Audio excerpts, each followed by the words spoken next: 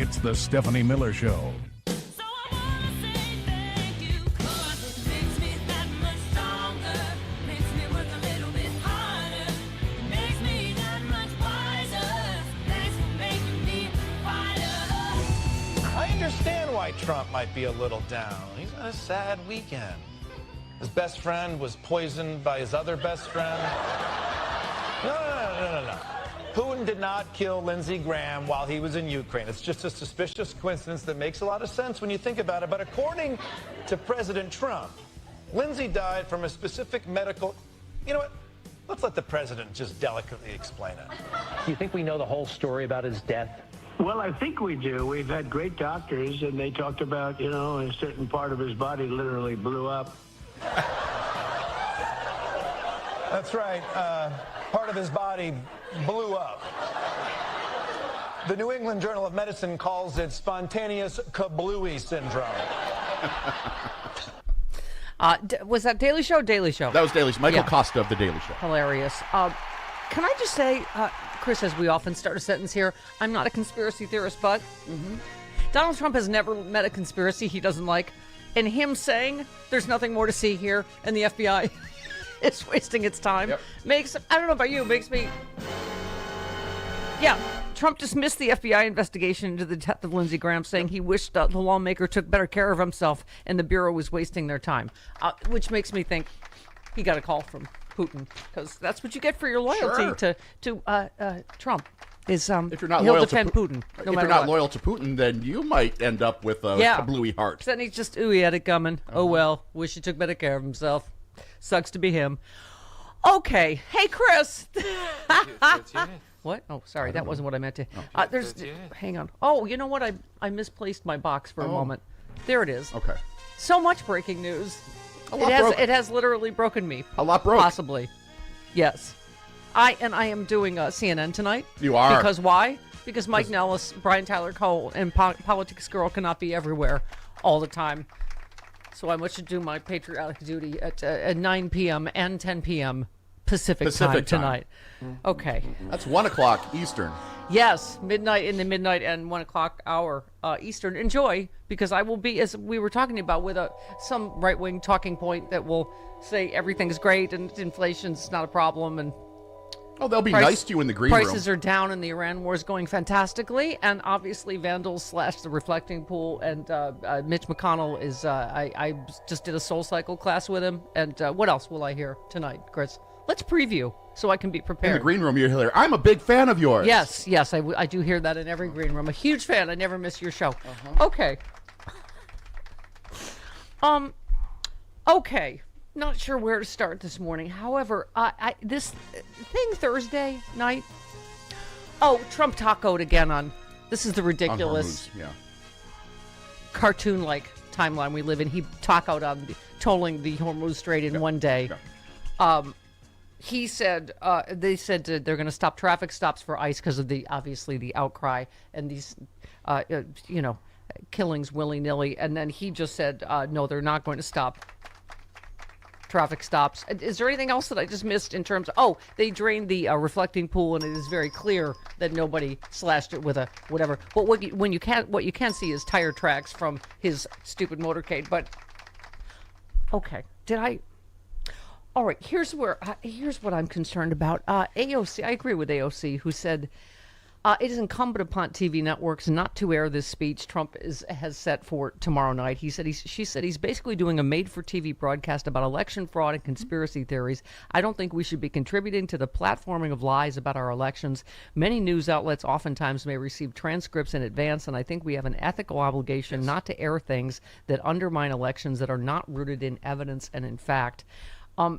It may be worse than that, as Mike Nellis and Brian Tyler Cohen both said to us yesterday on the show. It was a blockbuster show yesterday. Yeah, it certainly was. Thank you.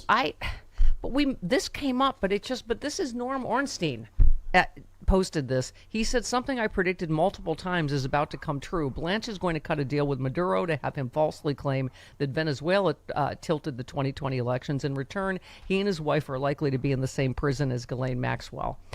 Boy, I sure hope that comes up at Todd Blanche's hearings today.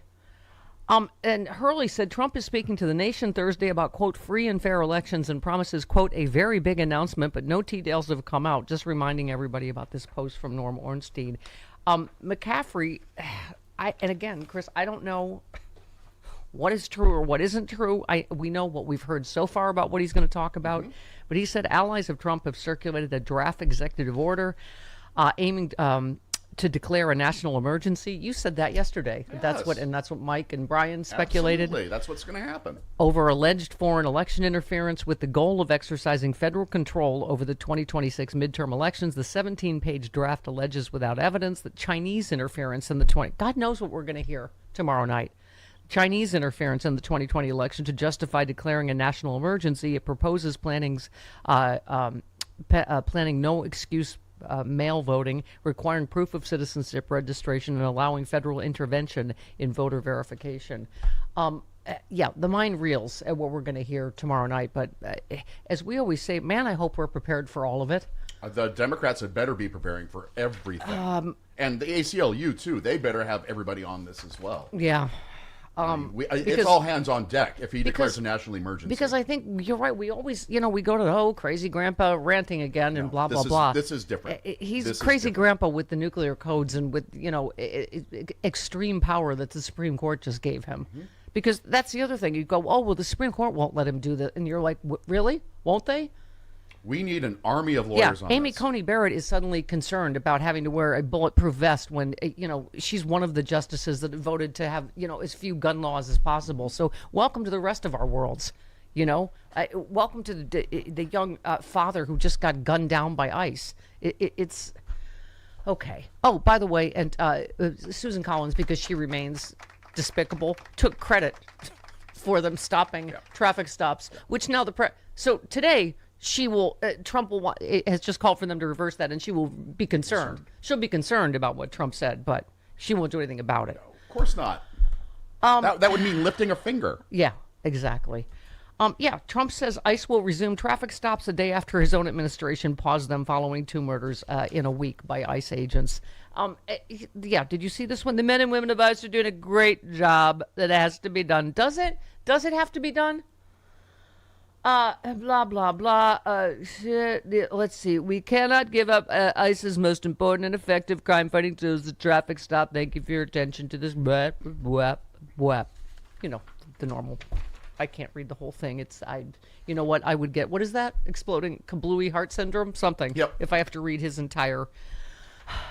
Okay. Where am I? Hold, please. There's more. No. But wait, there's more.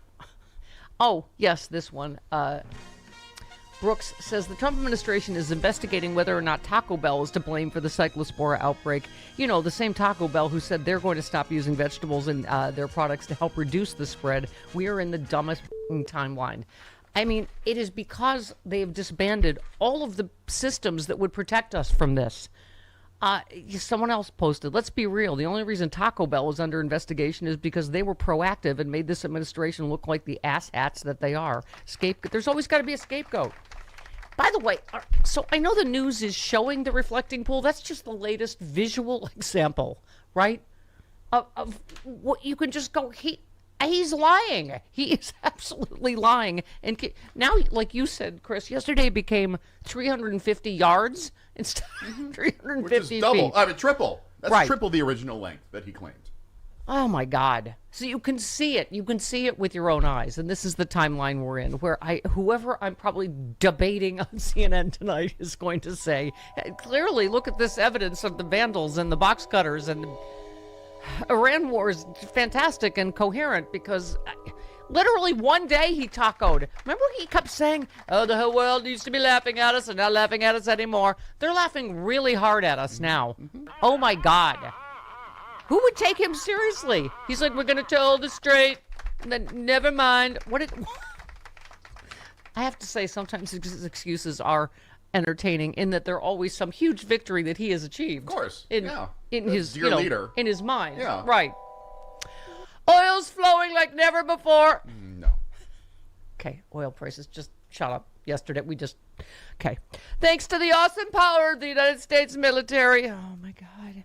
Based on highly productive conversations with Middle East leadership, I've decided to replace the 20% United States reimbursement fee with trade and investment deals that the various Gulf states will be making to the United States. These investments will be massive.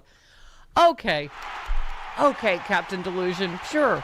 America's winning again like never before.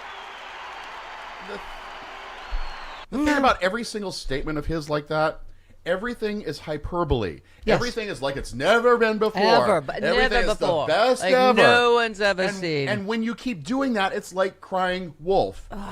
You know? Yeah, it eventually loses its impact, and it lost its impact a long time ago. And now baby is in full-on colicky tantrum. He said on Tuesday he's not interested in negotiating with the Iranians to end hostilities. So now we're in the I'm not talking to you phase of the... Whatever. Yeah, we're in. okay. So he talked about that he's killed all of the Iranian... because he was asked about who he's negotiating with. He's killed all of them. Now, the third group, they have some bad ones in there, some very bad ones in there. Because he killed the first two groups that were also evil. Yeah, so... And I think the other ones are stopping a deal. Reporter, so are you negotiating with the wrong people? Trump, well, now I don't want to negotiate now. I said let's not negotiate. Nanny boo boo. Yes. It is diplomatic speak for nanny boo boo. I'm not talking to you. The president later said Iran should make a deal, or you're not going to have anybody left. Okay, so that in the Flintstones background, that's the total annihilation. No one left. The entire country will be some parking Which is, lot. again, more hyperbole. I'm not talking to you. I think we've added 2 new parts to the Flintstones background. I'm not talking to you. Blah, blah, blah. Not going to negotiate. Total distraction. You better negotiate. This is in the same interview. You better negotiate, or there won't be anybody left. There'll be nothing left. I'm done. Total annihilation. I just can't. Okay. Meanwhile, Margot says, so glad the government is working to solve daylight savings while Taco Bell acts as the CDC and we the people deal with ICE. The American dream, baby. I'm not going to whine about that. I'm we are glad at the most... something is getting done with that. Which? With which? Daylight saving time. Oh, yes. That's definitely the most important thing. It is a thing that they're doing. God, they're doing nothing. And once again, Mike Johnson hasn't heard anything about the ICE killing. Oh, my God. If they get rid of changing the clocks, that's please. Did he really? Is this the one about him saying he doesn't, he has no, 3.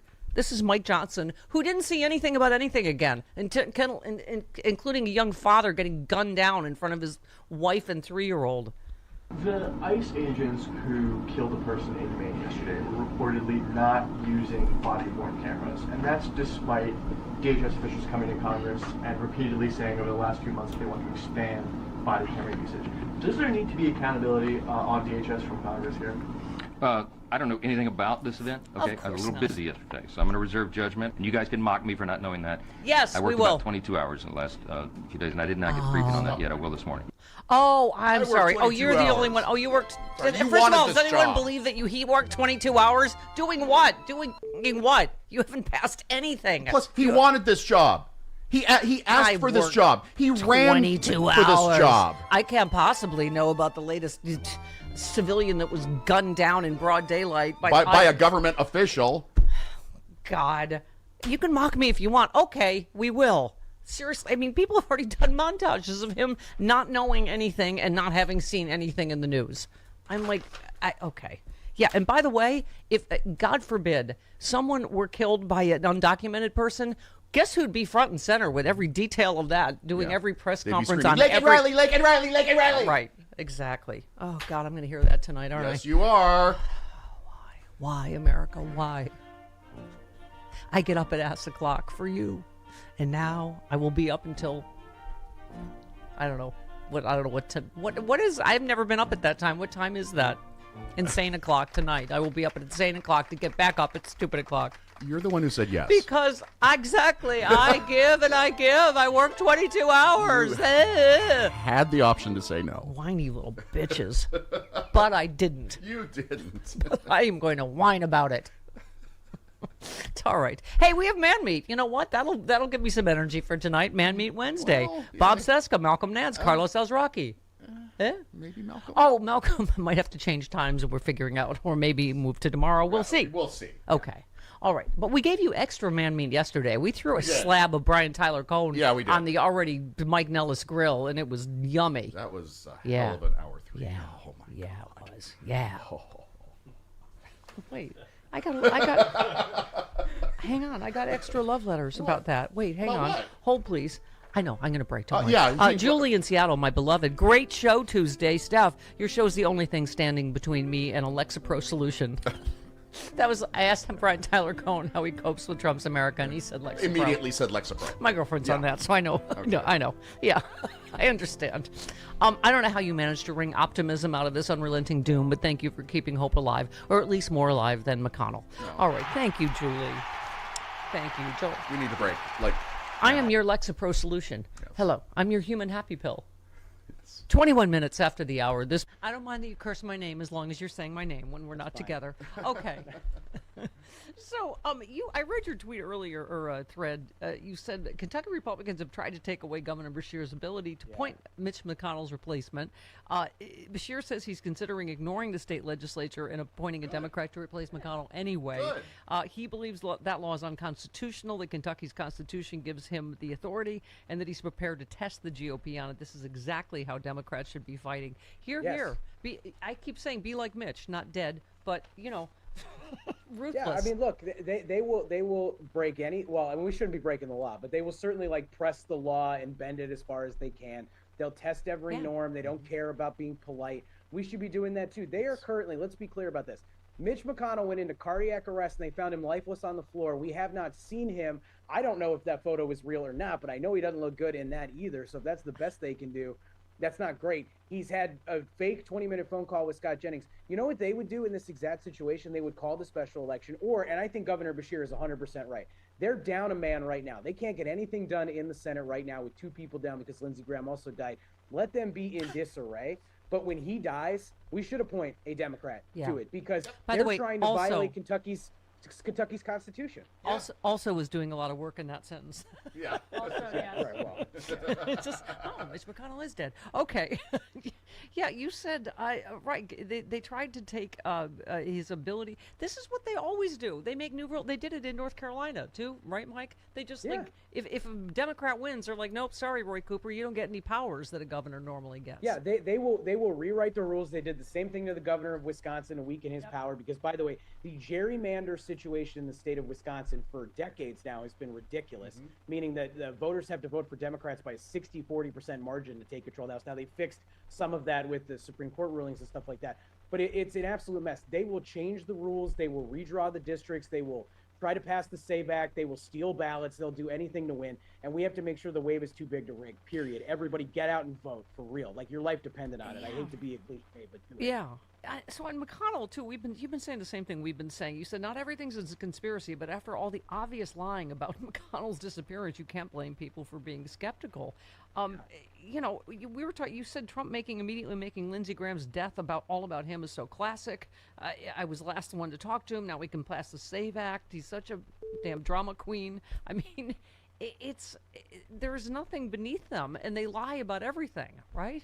No, they lie about everything, and I mean, look, generally speaking, I believe the story that Lindsey Graham died of an aortic dissection. That is consistent with a 71-year-old workaholic who drank a lot and did God knows what else behind closed doors. So it doesn't seem odd to me. But when they lie about everything, I simply think I don't blame anybody for that. It's your patriotic duty to question any government, even a government you like, but certainly one that lies to you the way that this one does. And between McConnell and Epstein and the corruption and everything else, like Donald Trump has a press conference on Thursday scheduled to claim that China or Iran stole the 2020 election from him. Like, he's going to declare Ossoff and Warnock as illegitimate senators. Like, that's crazy town. So why would you trust anything that they say? Yeah. I mean, Mike, I was just going to ask you about that. Is everybody speculating on is he going to declare a national emergency? Like, how far will he go to F with these midterms? And I think that's clearly he's laying the groundwork to say, which again, as we said from day one, it makes no sense. So you're saying when Democrats were in charge in 2016 and 2024, those were fair,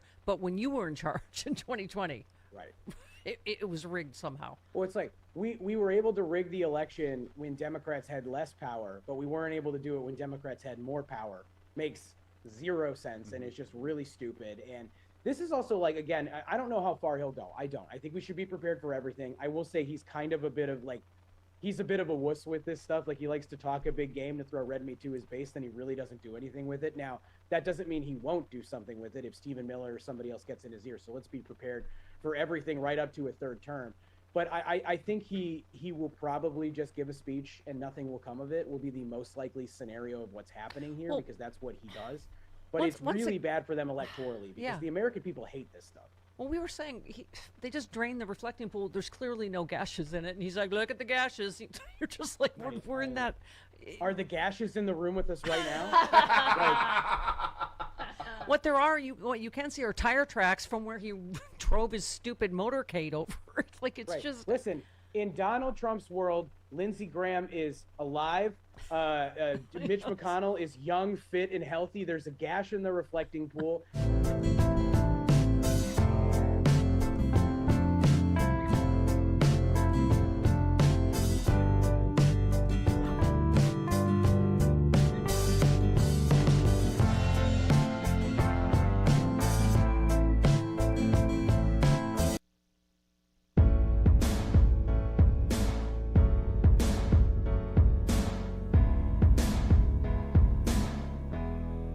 Stephanie Miller. Uh-oh, get a fire extinguisher. Ruh-roh. Okay. Douse her with water. Yes. You can catch me on CNN tonight against my will. No, I said yes. You're on with Alex Michelson. Yes, He's very who I nice. love, who is handsome and romantic, and I love him. Yes. Okay. And some fill-in-the-blank irritating right-winger. Okay. To be determined. To be determined. TBD. Oh, speaking of ridiculous right-wingers, Kevin Hassett, the other overly creepily smiley Trump administration guy. Not Snagglepuss. No, not that one. It's another one. Like when I talk about Great Depression coming, I smile.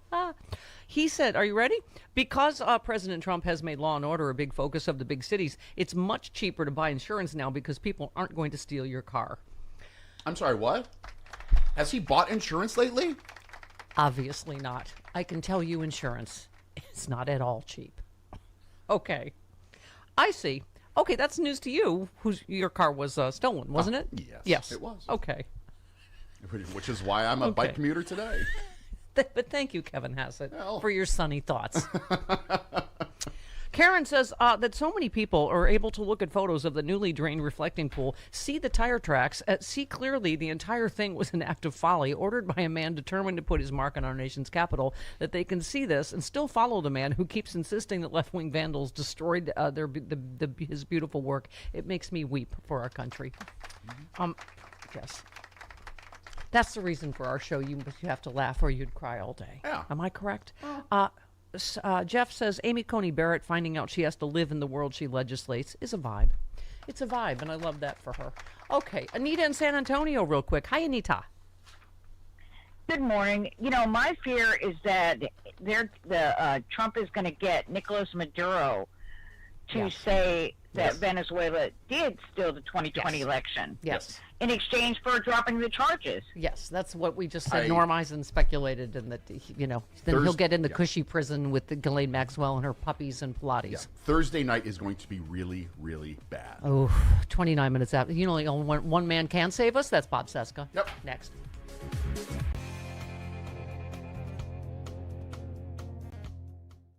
Hi, and welcome back. Just 922 days left to go in our countdown to liberty. Today, ICE has stopped all traffic stops following the second death in less than a week of a driver whose only crime seemed to have been in their car at the time. This one occurred in Maine. A 26-year-old man was murdered in front of his 3-year-old daughter who was in her pajamas. He was dragged out of his car dead and handcuffed. Now, the United States of America's government says we will stop with the traffic stops. About time. Meanwhile, after those two deadly shootings, Donald Trump and his on-again, off-again war with Iran is now on-again, off-again with charging a price to cross the Strait of Hormuz. Donald Trump saying he would charge something for that because nations owe us for going to war for no reason. But he changed that today, and Caitlin Collins from CNN cornered him on that. He says he's now against the charges for crossing the strait and said no one should be able to charge for crossing the Strait of Hormuz, except him earlier in the morning in his on-again, off-again, on-again war. Finally, Donald Trump also said today that he wants to protect the wealthy. Those are his words. If you've bought a home, he wants to drive up the price of homes. He doesn't want first-time homeowners to have, a cheap home to buy because, after all, they are lazy. His words, not mine. See you next time.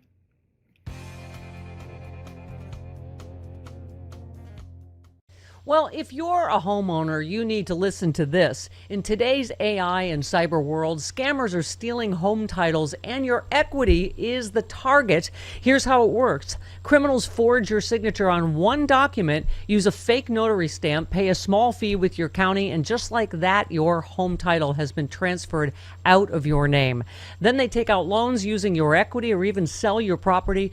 And you won't even know it's happened until you get a collection or a foreclosure notice. So when's the last time you checked your home title? If your answer is never, like mine was, you need to do something about it right now. That's why I have partnered with Home Title Lock so you can find out today if you're already a victim. Go to HometitleLock.com/Stephanie. You will get a free title history report and a free trial of their $1 million triple lock protection. That's 24/7 monitoring of your title, urgent alerts to any changes, and if fraud does happen, they'll spend up to $1 million to fix it. Find out why I trust Home Title Lock. Protect yourself like I did. Don't be a victim. Protect your equity today. Go to HometitleLock.com/Stephanie. One more time, HometitleLock.com/Stephanie. Sexy Liberal. This year, one show only in Southern California. Hollywood, the city of magic. Saturday, October 24th in L.A. One night, one chance. Let's get it right. The Sexy Liberal Show returns to the Savant Theater. One night only, October 24th. Starring Stephanie Miller. Give it up for yourselves, LA Sexy Liberals. God bless you. John Fugelsang. Cable news, it should be called the stuff they air between Viagra and Cialis ads. Comedy duo Frangela. You're the kind of good white folks who adopt black babies. Yes. And not because they're cheaper. And outrageous Hal Sparks. Believe me, I have a lot of liberal friends who love this country enough to vote almost every other election. Special VIP meet and grope tickets for palling around with the stars after the show at the Saban in Beverly Hills. All right, Mr. DeMille, I'm ready for my close-up. Only one Sexy Liberal show in 2026. Saturday, October 24th at the Saban Theater in Beverly Hills. Tickets on sale now at sexyliberal.com.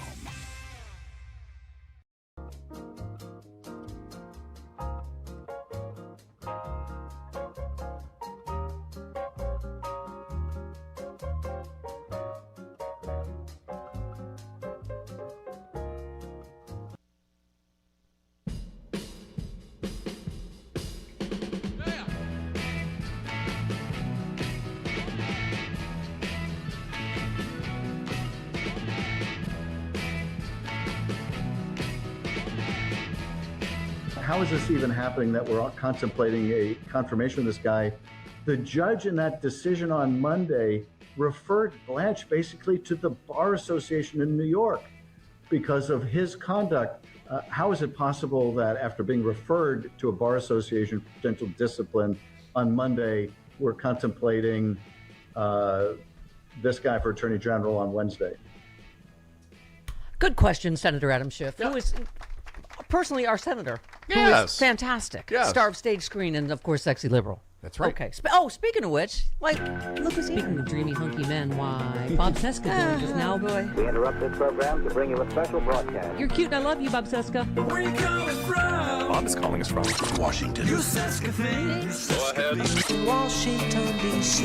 Hiya, Bob. The money.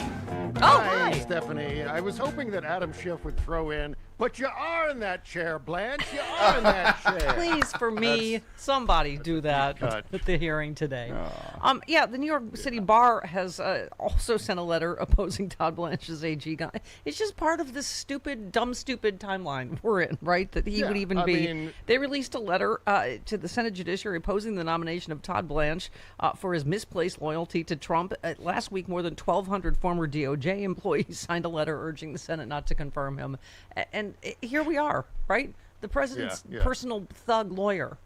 Yeah, Todd Blanche isn't allowed to play in any of the reindeer games, according to the previous, but look, he absolutely does it. I mean, there's just an enormous conflict of interest. The personal lawyer of Donald Trump, the guy who sat next to Trump while Trump was on trial, that eventually led to 34-count indictment, 34-count sentencing, and so I mean, let me try that one more time. Yeah. A 34-count conviction.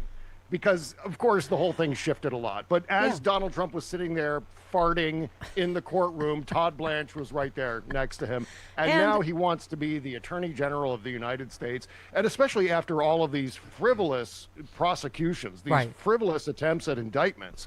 My God, I really hope that Kathleen Williams sanctions him, including all the other lawyers, based on the slush fund alone. So we'll see. Yeah, you posted about that. The federal judge nullified the purported quote-unquote settlement between Trump's slush fund, causing there was never a case of controversy, and referring his attorney for, as Adam Schiff just said, for discipline. And this is the guy where let's not even talk the Epstein files. I hope that is front and center all week, Bob. His cover-up of the Epstein files. I mean, he just finally had to pay E. Jean Carroll yesterday. He is a proven rapist. And absolutely. Here's his lawyer. Right. Yeah. And I think Todd Blanche was in the room, in the Situation Room, for that discussion in terms of how to bury that one Epstein file that was so damning against Donald Trump. And so he was involved in that conspiracy. Each individual thing that we're talking about here, Stephanie, should be a weeks-long scandal that would practically tear down a presidency. But just add that to the pile of things that I think the American people can no longer keep track of. And Bob, that's, I guess, the idea. Posted about that yesterday. This would be the only story. In any normal time, the president just had to pay a woman he raped almost $6 million. I mean, that's right. It's the first time Donald Trump has ever had to pay anyone that he owes money to, right? Yes. I mean, it gives you certainly some sliver of hope for the rule of law finally, right? Well, I mean, in these days when we can't be shocked anymore, I am absolutely shocked over the fact that financial disclosure story from, 2 weeks ago, where it was very obvious that Donald is self-dealing, he's insider trading, billions. He's betting on the stock market based on his own pronouncements and manipulating the stock, all those things, and it's just like it's a couple of days and then it goes away, and that should be right there. That story alone. I mean, I hear myself saying this. Well, that story is impeachable. That story is a criminal offense. That story 11 can't billion pass in. muster.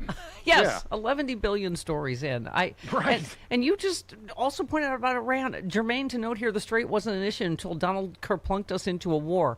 I mean, every single issue is just a blistering amount of corruption and or incompetence. He tacoed in record time, saying he's going to charge tolls for the Strait of Hormuz, back down on that. And, then they say yesterday, ICE is going to stop vehicle stops. Trump's like, today, no.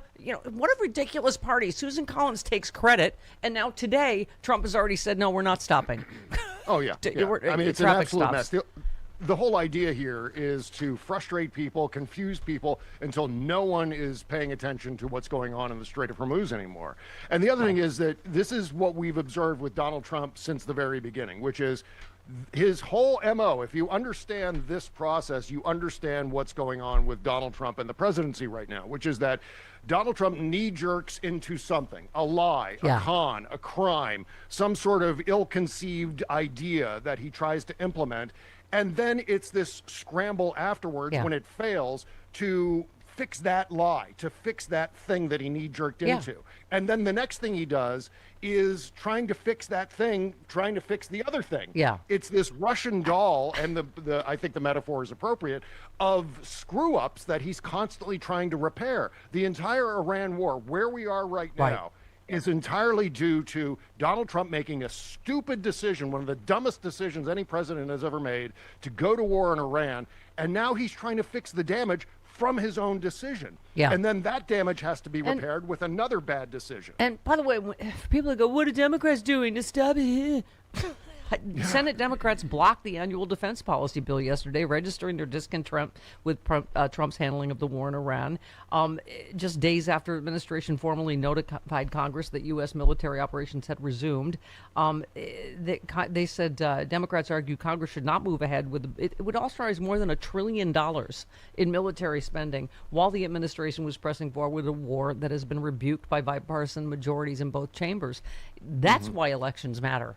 Because, again, we were able, even without the majority, to do that at least, to say stop this ridiculous debacle in Iran. Mm-hmm. Yeah, and we forget that the moratorium on the War Powers Act long since expired, and it was right around that time when it expired that Donald shifted to the MOU as the main thing. Yeah. But now that MOU is dead, the War Powers Act, as far as I'm concerned, should still be in effect here, and so therefore he needs to be sanctioned in some way by Congress. But of course we can't expect that with these Republicans who are just there to hump his leg relentlessly. Especially Mike Johnson, who's the biggest humper of them all. Even though he's I thought you were going with Lindsey Graham, a postmortem Lindsey Graham joke. But well, okay, there was that too. Lindsey Graham is being dressed down by John McCain right about now. Yeah, you for said all the leg humping. I said you said John McCain's giving Lindsey the what for right now. Yeah, wherever they are. I mean, I don't know. I'm not an existential kind of person necessarily, but wherever they are, John McCain is just standing over Lindsey Graham saying, what happened there? I mean, John McCain was no saint, make no mistake. Yeah. But Lindsey Graham switched on a dime. As soon as John McCain died, Lindsey Graham couldn't get up to the other end of Pennsylvania Avenue fast enough to hump Donald Trump's leg. Yeah, it's pathetic. I swear to God, I feel like there's always someone worse. Like, you know what I mean? Here's Todd Blanche today. Yeah. Whenever they get rid of someone awful, you're like, oh, who's like? Obviously, Mark Wayne, Ricky Bobby Mullen is no better than Ice Barbie. Yeah. Ice has not made any reforms. It is getting worse. This one, Trump is backing. What's his name now? Who's this awfulness? Fry? Is it Representative Russell Fry for Lindsay's seat? He had backed him in his first bid for Congress. Oh, because he was running against a guy that voted for Trump's impeachment, of course. So that was part of his vindictive blah blah blah. This guy, let's see, he's known for his failed No More Political Prosecutions Act, which would have barred hearing charges against Trump in any state court and moved any such prosecutions to federal court. He's spoken at multiple Trump rallies. He was among 26 Republican representatives who refused to back a 2-sentence condemnation of white supremacy. Of course, that's Trump's guy, right? Yeah, right. I was thinking it was going to be one of the various wives from Fox and Friends, whoever the designated blonde woman is who sits in the middle on Fox and the Friends. Designated blonde. Yeah, exactly. I was thinking, central casting. I was going to get. I'm sure we were going to hear that from Donald Trump. Central. Oh, we got to get someone in there from central casting. But I'm sure this person has thoroughly, as Aaron Rupar says, glazed Donald Trump on many occasions. Yeah. And so that's why he's being upped. Bob, so one of the things, is just so emblematic of everything is where you are in D.C., this reflecting pool thing that here we are, where it's drained. You can see it. There is no vandalism or box cutter mark, whatever. What you can see is the tire tracks, which is what everybody said, from his stupid presidential motorcade. Right. And once again, we're left to wonder whether or not Donald Trump doesn't understand the difference between feet and yards. Right. Or whether Donald Trump is just randomly making up numbers as he goes, which I think it tends to lean more toward the latter than the former. Yeah. But that's what he said on Truth Central the other day. He was like, oh, yeah, suddenly 900 yards. They pulled it up viciously and violently. They pulled it up. I'm like, really? Underwater? 350 yard?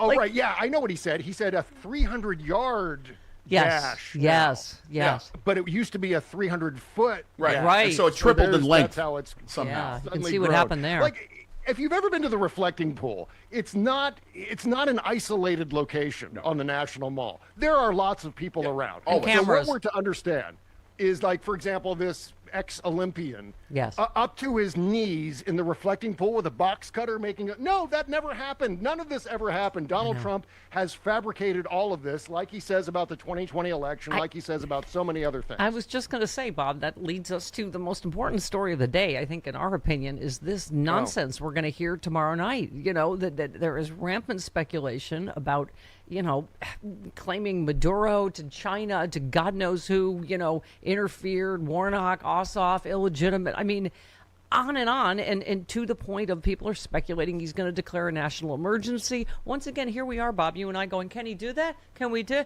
And yeah, I don't know.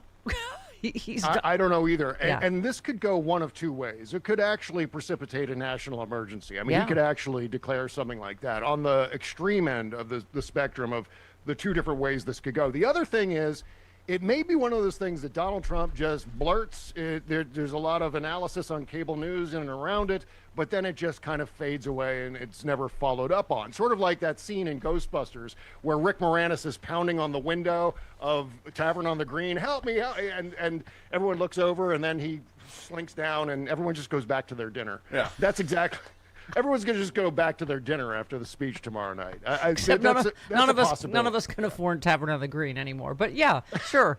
Right. Some is restaurant that even a thing? somewhere. I don't know. Yeah, is it a thing? I don't know. It's beautiful. Lots of twinkly lights. Yeah, it's nice. Very nice. Yeah, very expensive. Nice location. Yeah, sure. Okay. Yeah, Americans are taking out loans to pay their grocery bills. Did you read that story yesterday? Okay. Oh, of course they are. Yeah. By the way, Donald's wealth increased by 250% plus last year, and everyone's going into debt because... Meanwhile, I'm using Klarna for groceries. Yeah, exactly. Because of his two signature policies so far, which is the tariffs and the war in Iran. And that's driven prices up for everyone else while Donald Trump enriches himself on the volatility of the stock market. It is impeachment worthy. It is prosecution worthy. The Supreme Court cannot possibly define that as part of the presidential duties. Enriching yourself off the presidency is not enumerated in Article 2 of the Constitution. Yeah. I've looked it up. Yeah. Thank God the likes of Senator John Ossoff are fighting back preemptively. Here he is. We understand the president may be threatening to declare sitting United States senators illegitimate. If that is the course of action he pursues, he is calling Georgia voters illegitimate. He was humiliated and furious in particular as a committed lifelong racist that it was black voters in Georgia who were instrumental in his defeat. Yeah. And once again, he's doing this. It's the same reason he ran to stay out of prison. Because he knows he's going to be impeached, investigated, yada yada. And I keep saying he will stop at nothing, Bob. And so, right. Yeah. I mean, we have an entire federal government that is focused on assuaging Donald Trump's brittle ego. I mean, it's just a staggering thing to think about, that the entire federal government, the entire federal bureaucracy is geared toward retconning all of Donald Trump's F-ups. Yeah. That's essentially what we're talking about here. And John Ossoff is spot on about all of it. And so keep a close eye on Ossoff, by the way. I think I'm not breaking any news by saying that he's quickly accelerating to the front of the front-runner list. Yeah, absolutely. You're the front-runner of my heart always, Bob. Oh, shut up, that's so Chris. Sweet. Yeah, thank you. Don't let Chris block our love, Bob. I love you. And the Bob Cesca Show, which I listen to every day. SexyLiberal.com. I love you, Bob. Thank you so much. That's wonderful. Yes. Okay. Thank All you. right. See you next time. There he goes, my Superman. 48 minutes after the hour. All right. Well, now here's where things are going to get prickly. You write, we track the progress of the prion disease afflicting American conservatism and thus the Republican Party as conservatism primary electoral manifestation. The prion disease entered the party on or about 1964. Oh no. Not about your daddy, about his running mate. Awkward. But you said when Republican power shifted south and west from Wall Street and into the wild kingdom in which the remnants of American apartheid had taken root, it was exacerbated with the election of Ronald Reagan. So you go, you just talk about it. You said even when Bill Clinton was elected, the prion disease had a major outbreak, and Lindsey Graham was one of the index patients. When the Great Penis Hunt of 1998 was launched, Graham was front and center. He appeared before the Senate as one of the House members. I'd forgotten that, in fact, impeaching Bill Clinton. Yeah, he was one of the House managers. Very young, had very dark hair, very youthful looking. Yeah. Much more youthful looking than he was prior to his questionable demise.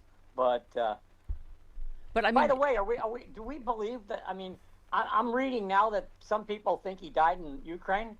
Oh, I didn't hear that, but it just and they flew him back. I don't think it's been clear as to where or exactly when he died. Right. Yeah.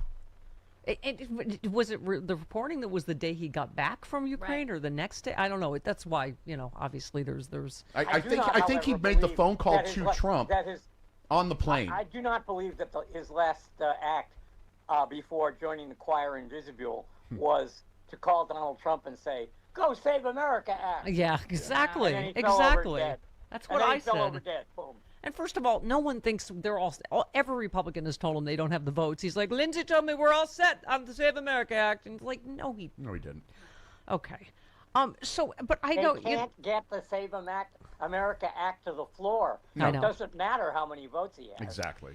So he doesn't have the votes to get it to the floor. And John Thune at this point is, looking for a lifeboat. Yeah.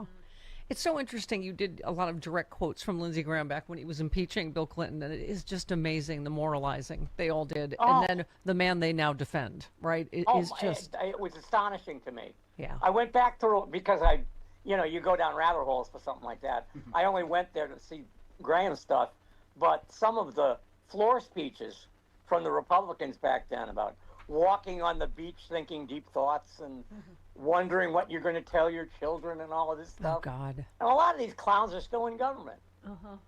And now they have literally incredibly accused child rapist and adjudicated regular rapist in the Oval Office. It's so his famous quote back then: "If we nominate Trump, we will get destroyed and we will deserve it." You said the president leveraged Graham's personal life into supporting him. All it really would have taken was an appeal to Graham's insatiable sweet tooth for access to power. Consider, for example, his red-faced tantrum during Brett Kavanaugh's confirmation hearings, which was surpassed in its hair-on-fire hysteria only by tantrums thrown by the nominee himself.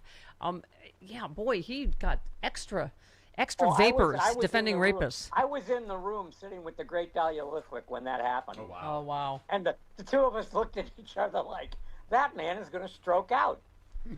Well, I thought he was going to, expire and go to meet his maker that afternoon. Yeah. I remember. Well, and you also talked about January 6th when he arose in the Senate and said quite memorably, "Trump and I, we've had a hell of a journey. I hate it to end this way. Oh, my God, I hate it. From my point of view, he's been a consequential president. All I can say is count me out. Enough is enough." And then literally, I don't know how much sooner after that was, "Can we move forward without President Trump? I'm determined we can't grow without him." I mean... Yeah, that was... The first quote was obviously in January, right after the insurrection. The other one was in May. Right. So it took 5 months for him to decide that the insurrectionist president was necessary. Yeah. You just said Lindsey Graham's death was used by the president, so he so slavishly served as a political bludgeon, and by the president who made Lindsey Graham's death all about himself. He lived as a grist and died as grist.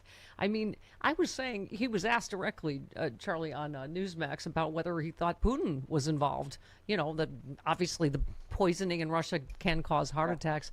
And I said, what did I say, Chris, yesterday? I'm like, if that does come out, he will defend Putin. And sure enough, that's the one conspiracy theory he dismissed, right?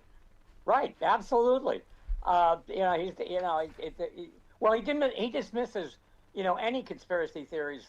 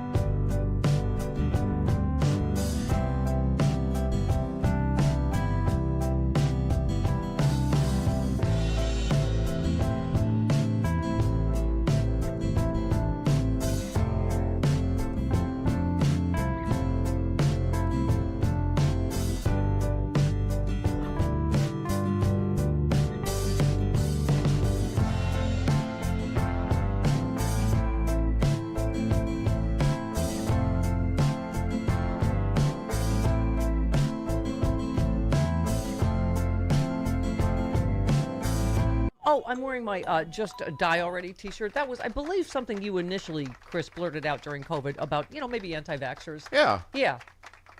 I mean... And now it could apply to... so many people. Fill in the blank. In your thought bubble. Okay, Christopher. Hi. Who said of Trump, for instance? Hold on. I would tell him to go his self and please leave. This man has tried to torture me for 10 years.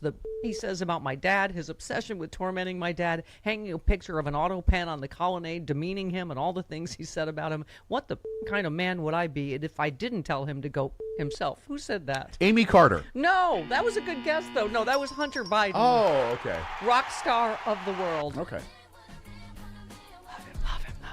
Speaking of handsome romantic manses, can I have some more John Off, Senator My Boo, as we call him? Look, the abuses of power, the abuses of federal power, the misconduct is unprecedented. That is why Donald Trump so deeply fears his impending losses in these midterm elections, because he recognizes that when there's a change in the balance of power in Washington, there will be real transparency and accountability imposed, and he and those who have enabled him will have to answer for their misconduct. Yes. Oh, so ready for the enablers to pay for this, too. One more. I don't know of Republican colleagues who agree with the president on this. Privately, most elected Republicans in this building think the president has lost it and is dooming them to dismal losses this fall. Except for noted lick-spittle, leg humper, Representative Mike Johnson. Oh. Really? So because Grampy has been going on and on about communism, they all have to do that now? Uh-huh. Okay. The election will be over whether we're going to maintain our freedom in a constitutional republic, the greatest experiment in self-governance in the history of the world, the longest surviving constitution on the planet, the nation that everybody wants to emulate. We are the greatest nation in the history of the world. We are fighting right now in Congress over whether we're going to maintain our status as a constitutional republic, or we're going to trade that in, dismantle the foundations, and go down this dark road of death to communism. Dark road of what was that? Death and communism. Oh, death and communism. Oh, is that what we're running on? Yeah. Okay. Wow. How's that working out for them? Oh, by the way, Trump again has claimed our LA mayor's race was crooked because Spencer Pratt didn't win. Yeah. Yeah. Well, yeah, we'll talk about all that. And Malcolm Nance and Carlos Alzraqui all coming up.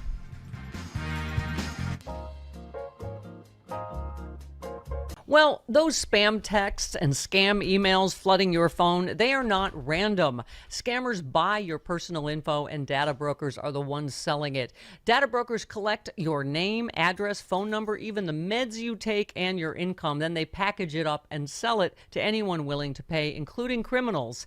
I use Incogni to take back my privacy and safety. Incogni contacts hundreds and hundreds of data brokers on your behalf and legally demands they delete your personal data.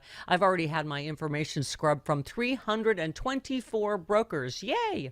And Incogni makes sure your data is gone for good. The result, less spam, fewer scam calls, and a lot less of your personal info floating around the internet like a clearing merchandise. Go to incogni.com/Stephanie. That's STEPHANIE. Save 60% when you sign up. Go now, incogni.com/Stephanie. If they can't find you, they can't scam you. That's incogni.com/Stephanie.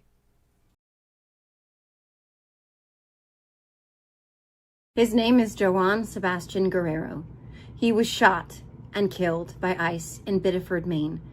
He was 26 years old. He had a social security card. He had a work permit. He was not the person ICE intended to arrest.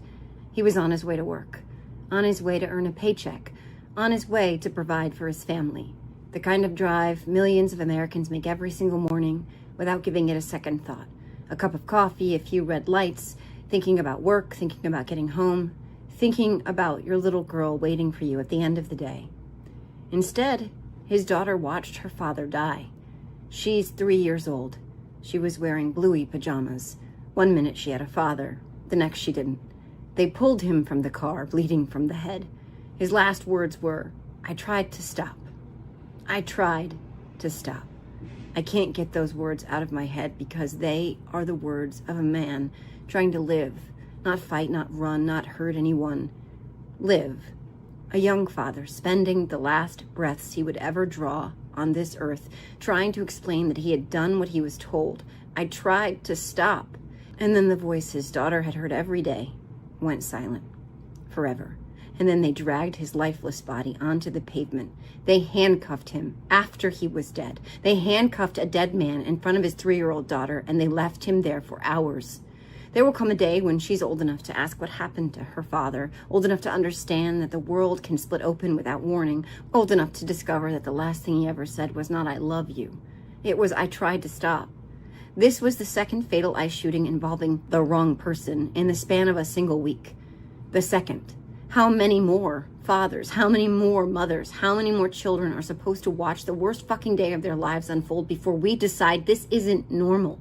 Because none of this is normal. None of it. They're completely out of control. We can't accept the reckless use of deadly force by federal agents as the price of doing business. We can't be asked to nod along, accept an official explanation, and move on with our lives while another family buries someone they loved. The public deserves a full independent investigation. His family deserves a full independent investigation, because when the government takes a human life, the burden is not on the grieving to prove something went wrong. The burden is on those who wield that power to answer for it. The government killed a man, and now they want to investigate themselves. That's not accountability. That's a fucking permission slip. We've watched too many families bury people they loved while justice never seems to fucking arrive. They're getting away with murder, and they're counting on us to let them. They expect us to move on, to look away, to tell ourselves he was just another brown man, that we're not supposed to care about another human being's father because he couldn't possibly be one of us. They want us to get over this, to get used to this bullshit. And if we do that, then we are lost. Because if you think this kind of unchecked power will stop with people who speak a different language than you, pray differently than you, love differently than you, look differently than you, or vote differently than you, you're a fucking fool. That's the oldest lie power has ever told. It always starts by convincing you that somebody else is the exception, somebody else is the threat, somebody else is the one you don't have to worry about, until one day it isn't somebody else. It's your husband, your wife, your brother, your sister, your father, your child. Unchecked power does not stay in its fucking lane. It expands, it excuses itself, it feeds on silence, and it keeps knocking on doors until eventually it knocks on yours. His name was Johann Sebastian Guerrero. He was 26 years old. He was on his way to work. His last words were, "I tried to stop."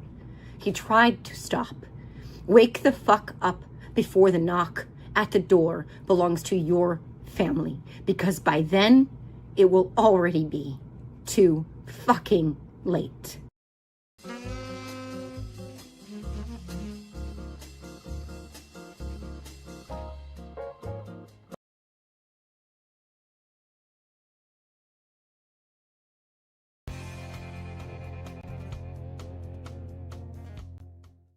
Hi, and welcome back. Just 922 days left to go in our countdown to liberty. Today, ICE has stopped all traffic stops following the second death in less than a week of a driver whose only crime seemed to have been in their car at the time. This one occurred in Maine. A 26-year-old man was murdered in front of his 3-year-old daughter, who was in her pajamas. He was dragged out of his car dead and handcuffed.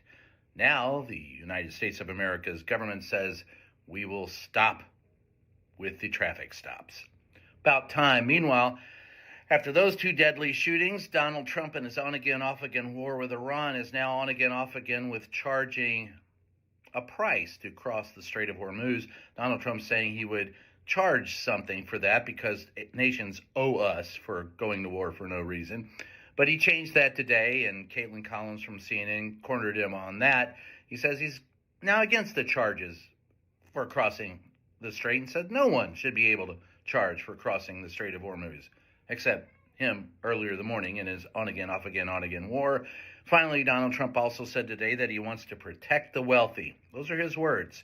If you've bought a home, he wants to drive up the price of homes. He doesn't want first-time homeowners to have, a cheap home to buy because, after all, they are lazy. His words, not mine. See you next time.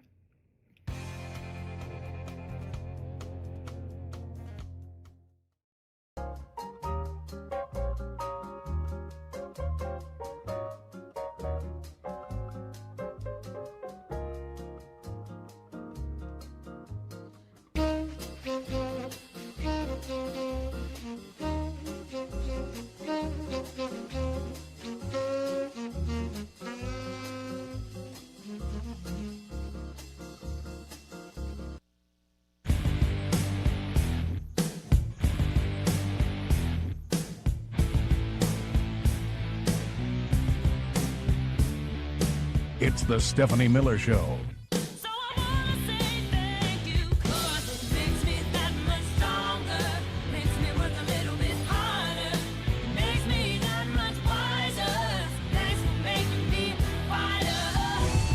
Last night we got an update on the president's Iran again, off again war. Trump formally notified Congress that we have resumed military action against Iran.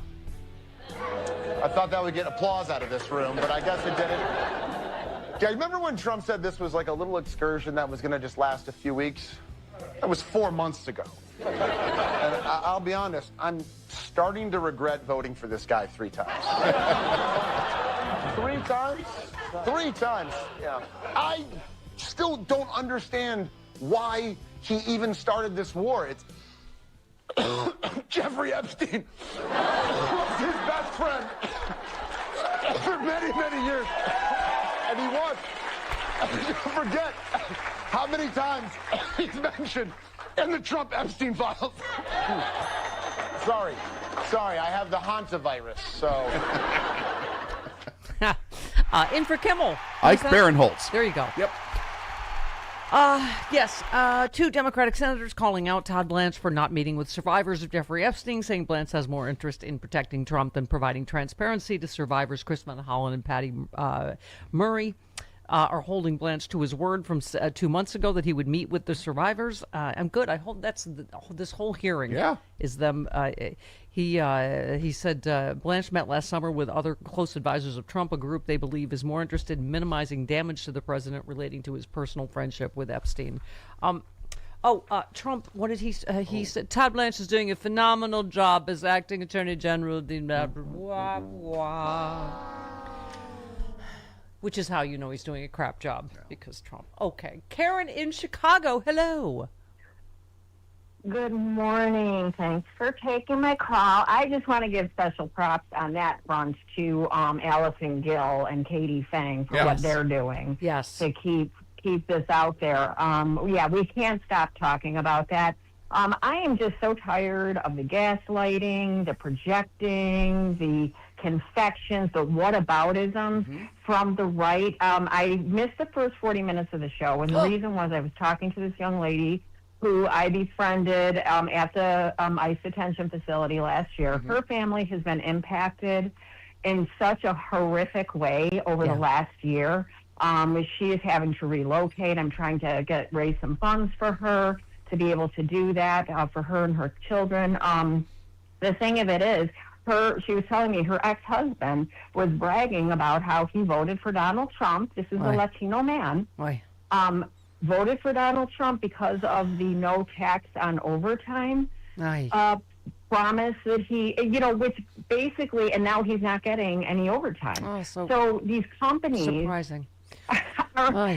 Yeah, I know. I mean, and of course it was never what he said, and I still don't understand if you are not a wealthy white man, and because we've already seen how Donald Trump lies like he breathes, how anybody believed him going into the 2024 election. And then you have these panels on CNN, even with this election fraud lie, 2020 was stolen.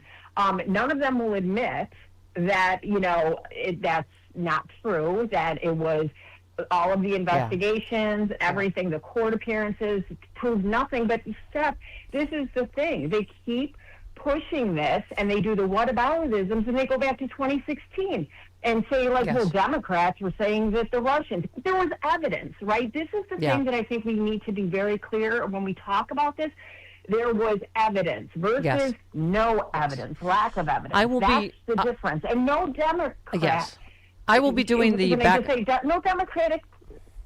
Sorry. I said leader ever. They dropped it. Yeah. Yes, I will be doing the backstroke in whataboutism tonight on CNN with the fill in the blank right wing tool. It is. It's just endless. It's endless what they will defend, and I don't know how. Speaking of you talking to victims of ICE and their loved ones, I don't know how this is still partisan in any way. No. I was looking, Karen, at the last words. Renee Good's last words were, "I'm not mad at you, bro." Alex Preddy's last words were, "Are you okay?" This young father, I tried to stop. First of all, I mean, he wasn't the target. He was here legally. But again, Chris, I hate even saying that stuff because it makes it sound like, oh, it would be okay. We still don't. It is a misdemeanor to be here undocumented. It's okay. Yes, Harry Enton on ICE's favorable ratings. Take a look at ICE's net favor rating during Trump's term. You go back to July of 2018, among all voters, they had a positive net favorable rating at +1. But look at this massive decline now. We're talking about minus 20 points. So we're talking about a 21-point decline among all voters. And that is being driven in large part by independents. Again, just look at these declines here. Among independents in term 1 at this point for Donald Trump, ICE's net favorable rating was -3. Not so great, but not terrible either. Look at this number now. It's negative 42 points. That's a nearly 40-point decline on the net favorable rating of ICE right now compared to where we were in term number 1 for Donald Trump at this point. Yeah, it's weird. People are against their neighbors getting executed in cold blood on camera. It's weird for, driving. This story that just came out, again, it's not just people that have been killed. Report tallies traumatic injuries from ICE's weapons. It's been a brutal tactic deployed by local and federal law enforcement officials time and time again. Tear gas, rubber bullets, pepper spray to control protests outside ICE detention centers or during enforcement operations. Now a new report shows doctors and human rights experts documented 412 verified incidents of misuse of these crowd control weapons, also known as less lethal weapons.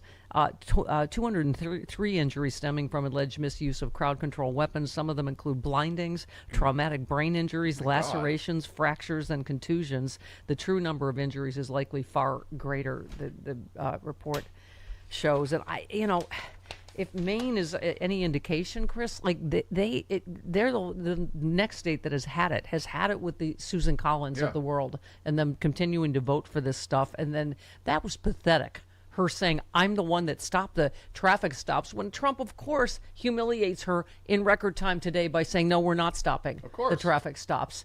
Right? She's just ineffective and has blood on her hands. So Minnesota just got the evidence now in the ICE murders of Renee Good and Alex Preddy. We'll talk to Glenn Kirshner about it, Chris, but anybody knows.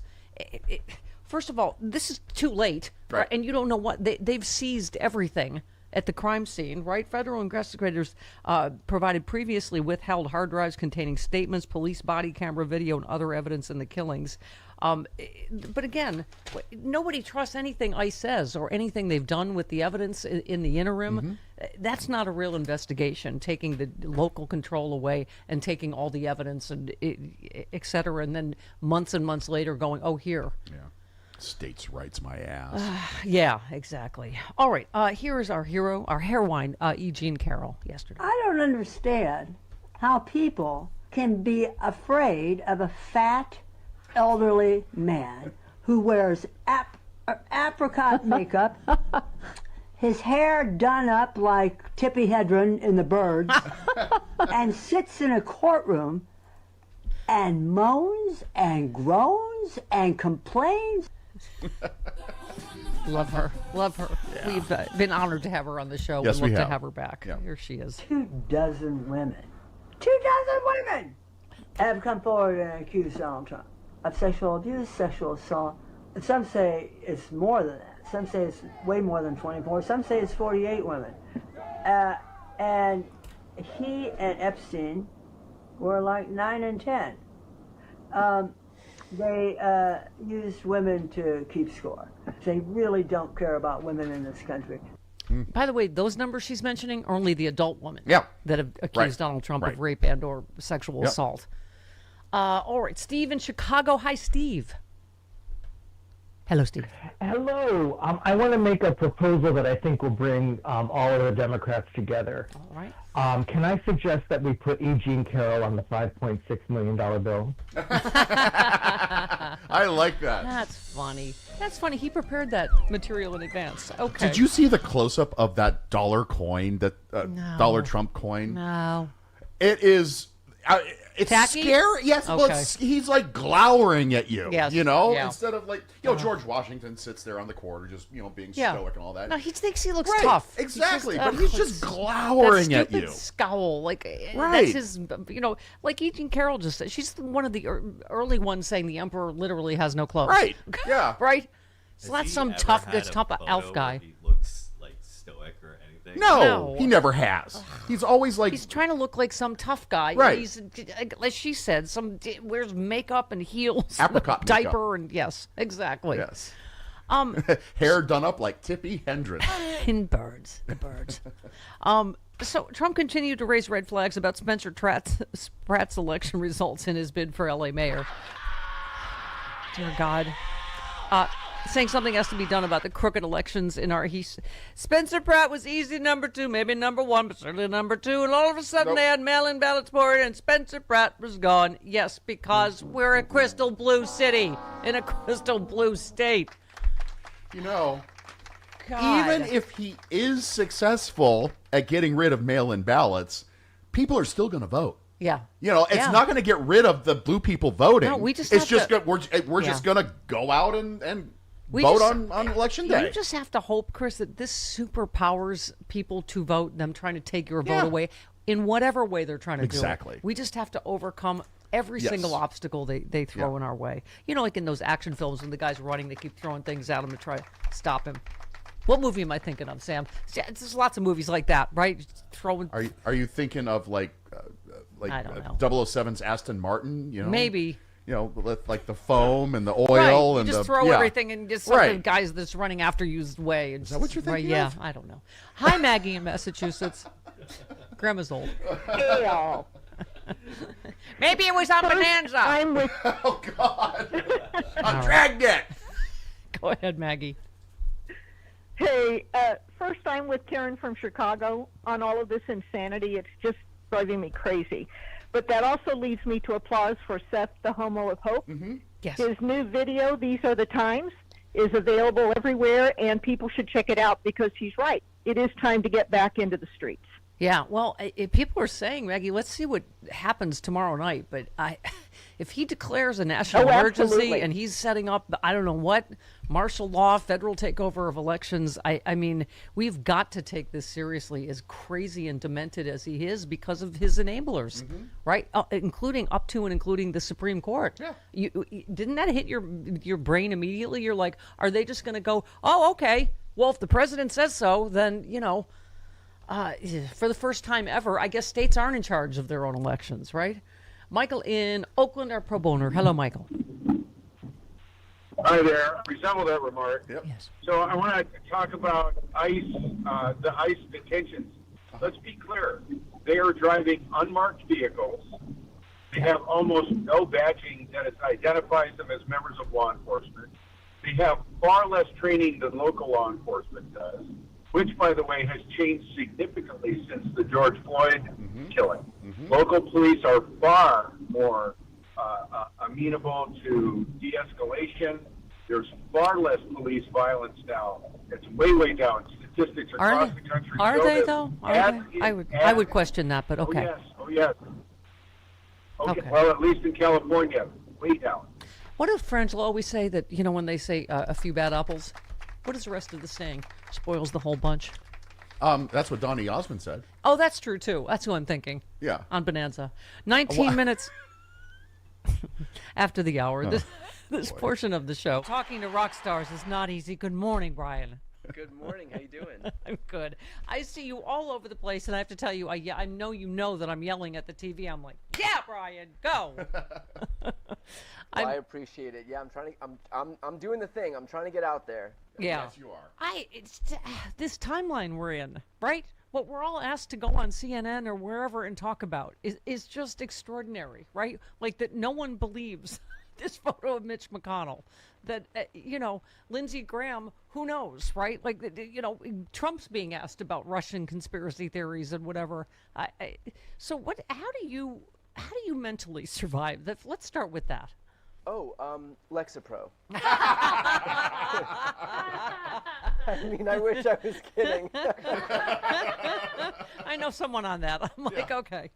Yeah. No, I know. It's psychologists do. They tell you, like, tune it out, but people like you and I can't. We all can't. No, you can't. Yeah. And frankly, like, that's the difficult part, is I feel like so much of this despair is not just... it doesn't just happen organically, it's engineered. Like, it is intended to make us feel helpless. And so the job for us and the job for people watching and listening and who are invested in politics and who are invested in the future of this country and the preservation of democracy has to be that you just tune it out, you keep going, and you keep your eye on the prize, which is making sure that you can, that we can deliver a country that doesn't look like this, that we can get past this, that there is a light at the end of the tunnel. But that's the hard part, is because we're surrounded by this stuff by design. I think they want us to feel like we are just immersed in this toxic hellscape. Yeah, and push people away. And the Mitch McConnell stuff, I think it's because they lie about everything. They've drained the reflecting pond, and there clearly is no gash.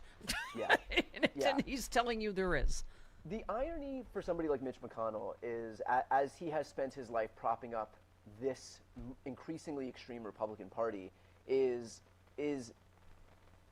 they have refused to push back on all of the gaslighting, all of the lies, all of the disinformation. They've reveled in it. It's helped them.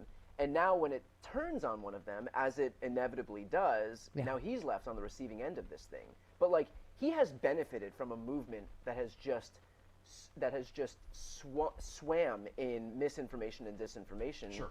And it's redounded to his own benefit. Now everybody thinks, his proof of life photo is a fake. Yeah. So eventually it comes back to bite him in the ass. Right. This is the house you've built. And so Thursday is what everyone is talking about now. And what, horse blank we're going to hear Thursday about the 2020 election, or Warnock or Ossoff or God knows what crazy grandpa's going to say on Thursday. What is your take? I mean, everybody in this room is like, he's going to declare, I don't know, national emergency, something. Yeah. So my concern, my thought, my prediction, my concern is, and if it doesn't happen Thursday, I still don't think that precludes Trump from doing it anyway, is that he's going to cook up some scheme. I mean, we have seen, obviously the Trump administration is pretty deeply enmeshed with Venezuela and this regime. They have Nicolas Maduro here.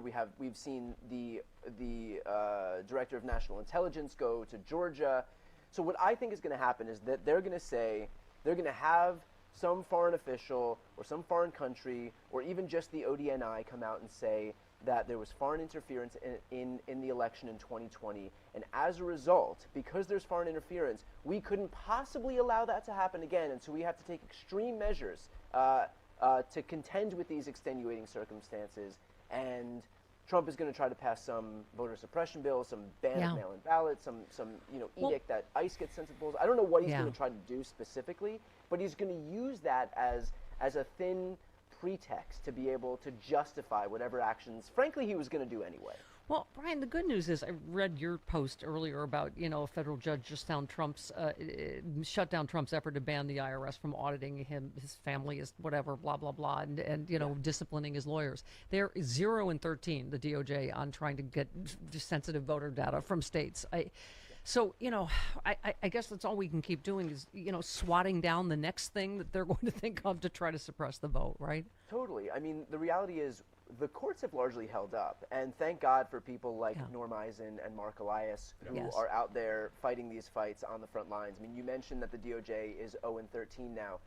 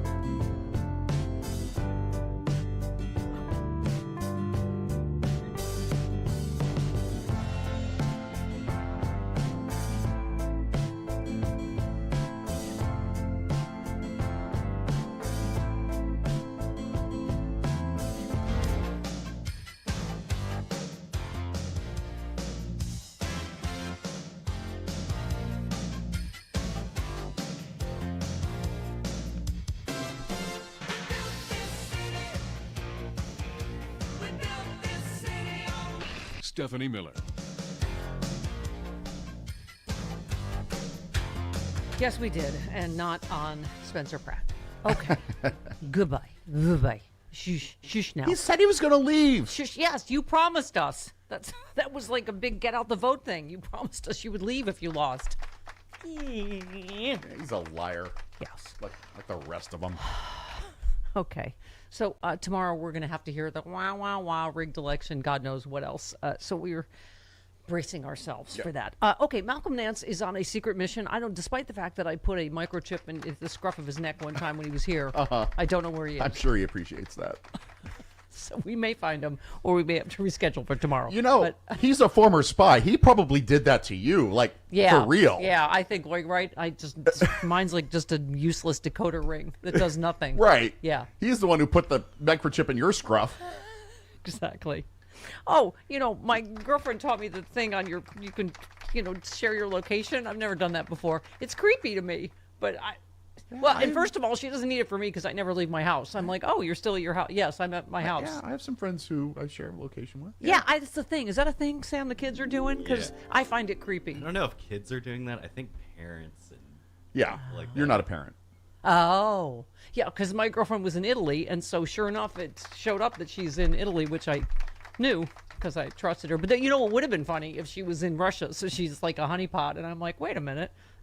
This is showing St. Petersburg. Yes, that's true. Yeah, because you know me, I'm easily duped by very beautiful women. She was tempted by a Russian honeypot. Yes. At one point. Well, we don't know if she was Russian. Oh, she was Russian. Probably. Well, honestly, with dating apps, it's like who hasn't been scammed? Oh, at some point?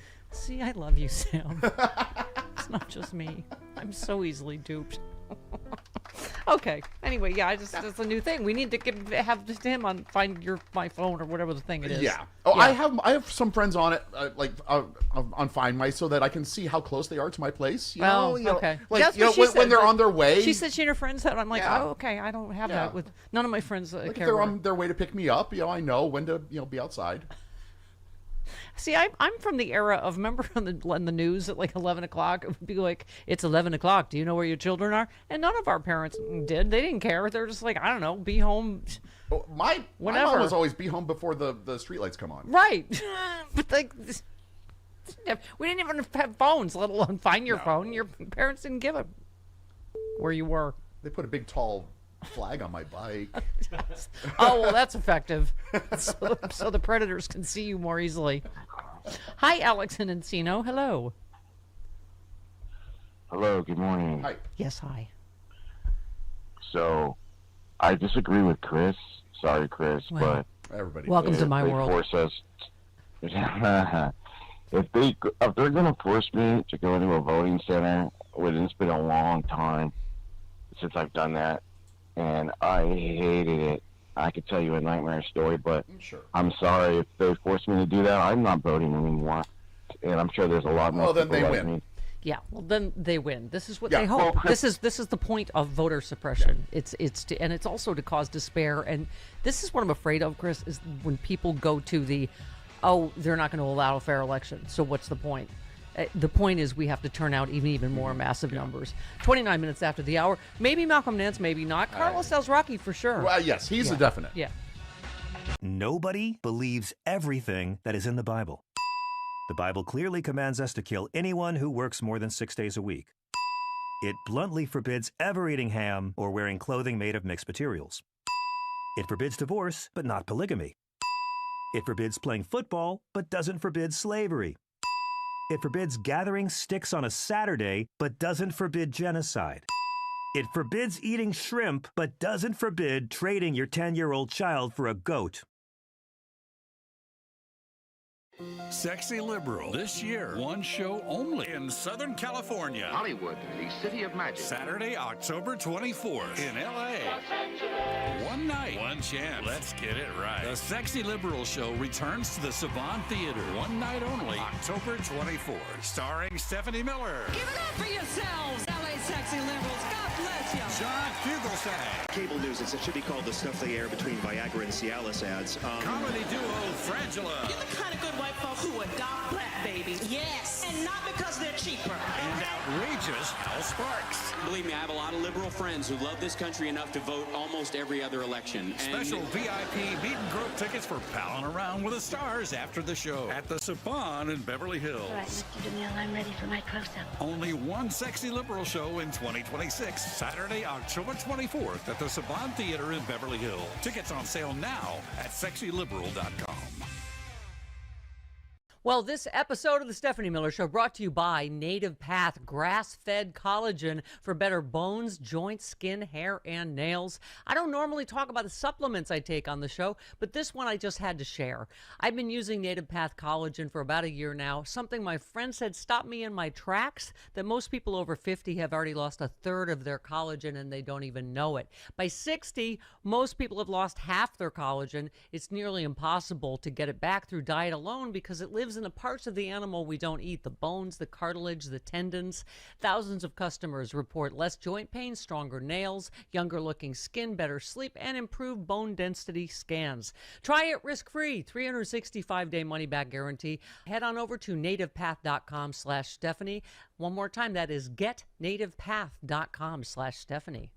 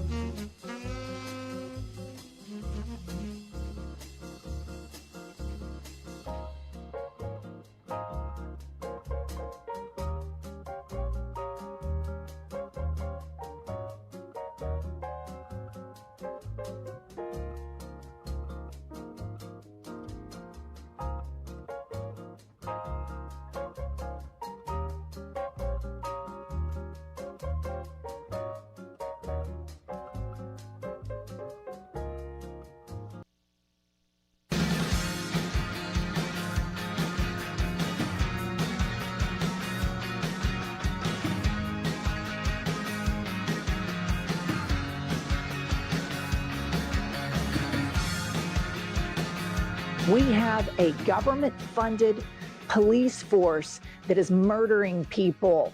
Meanwhile, he is stealing money from the American public. His sons, Dumb and Dumber, are making hundreds of millions, if not billions of dollars. This is the most parasitic, anti-life, pro-death, anti-family cult on the planet that masquerades as these competent family men. Thank you, Jennifer Welch. Telling it like it is, as usual. Dumb and Dumber. I'm telling you, Maine is going to, this is really going to be a factor, I think, Chris, in this Senate race. Yeah. This is a montage of Maine residents talking about ICE. People have to realize this is not normal, and it cannot become normal at all. This is murder with impunity. And this could be happening to any one of us. Any one of us. He's 26-year-old with a child. He has a legitimate reason for being here. He had Social Security. It's horrific. Yeah. What did we say yesterday? Someone said they're a firing squad with a budget at this point. Yeah. So speaking of the Maine race, Schumer says I'm staying out of the Maine Senate race. I think that's wise. That's probably, if he were to publicly back a candidate ahead of the party's nominating convention this month, Politico reports, it would likely be used against the candidate by his or her opponents. Instead, with a truncated primary timeline, Schumer is keeping his focus on the general election and defeating Susan Collins. Asked if he would endorse a candidate before the July 25th convention, Schumer said, I'm staying out of Maine. We talked to both Mike Nellis and Brian Tyler Cohen yesterday about the fact that they share our hatred of labels and limiting our party, you know, to anything other than a Big Ten. I hate these labels, Chris. They just, the whole like establishment or democratic socialist or you know, neoliberal. I don't even know what they mean anymore. Different people, as Mike and Brian, and they're super smart strategists, said, you know, different people are going to win in different places. And you can't, you know, listen, by the way, it was not the Democratic establishment that picked Plattner. It was more of this Democratic Socialist wing. So if we're going to stop all the infighting is my point, right? Let's applaud, you know, Mayor Mondami's success in New York, and let's applaud when a good, if you want to use the label establishment Democrat wins somewhere else, good. That's what blue no matter who means. And I'm, you know, going into this terrifying whatever is going to happen tomorrow night speech, we've got to be more united than ever. For instance, the Iran war, what have you seen, Chris? 80%? Do you see 80% of anything Americans are against? No. 80% are against this Iran war. Yeah. And see this as a debacle. Unless you're, of course, Mike Johnson. The president says that the MOU is dead, hostilities are back on, and says the 60-day clock is just reset. Is it time to consider an AUMF vote? And when it comes to the toll that the U.S. is reportedly going to be charging, is that really proper? I mean, in the past, the administration has said there should not be a charge, and now 20%. I'm going to let the White House answer to that. We're still awaiting further details on the toll idea. Well, I guess because he doesn't know anything. Right. He doesn't know Trump has already tacoed on charging tolls. He hasn't gotten his marching orders from the White House yet, obviously. Right. Yep. One more. You've heard the president talk about how he wants to effectively double the funding for national defense. Look, we live in dangerous times. We're fighting communism on our own shores, and we're fighting evil terrorists and tyrants around the world. And we have to be able to protect our national security. So this is not the place to get into the details of that. We are not fighting communism on our shores. Oh my God! That's going to be their refrain. That's going to be what they're running again. That is what they're running on. Okay. Yeah. Yes, because yes, Mayor Mondami opened up, and it's effective to a certain portion of the Republican Party. Nobody under 11 billion knows what communism even is. What Grampy was ranting about, which means that they can define it for themselves, and they are. God. Okay, well, here's what I say to them. This to Jennifer Welch's point, I think people understand this. Trump's sons have billions of dollars in defense contracts. What did Noel Kassler just tell us? They're not going to stop the war because they're making billions off of it. While it's killing all of us at the grocery store, at the gas pump, on and on. Trump's sons, Don Jr. and Eric, have amassed a portfolio of defense technology startups that are benefiting from new Pentagon priorities and spending, further entangling the U.S. interests and the Trump family's financial fortunes. They're stealing from the taxpayer.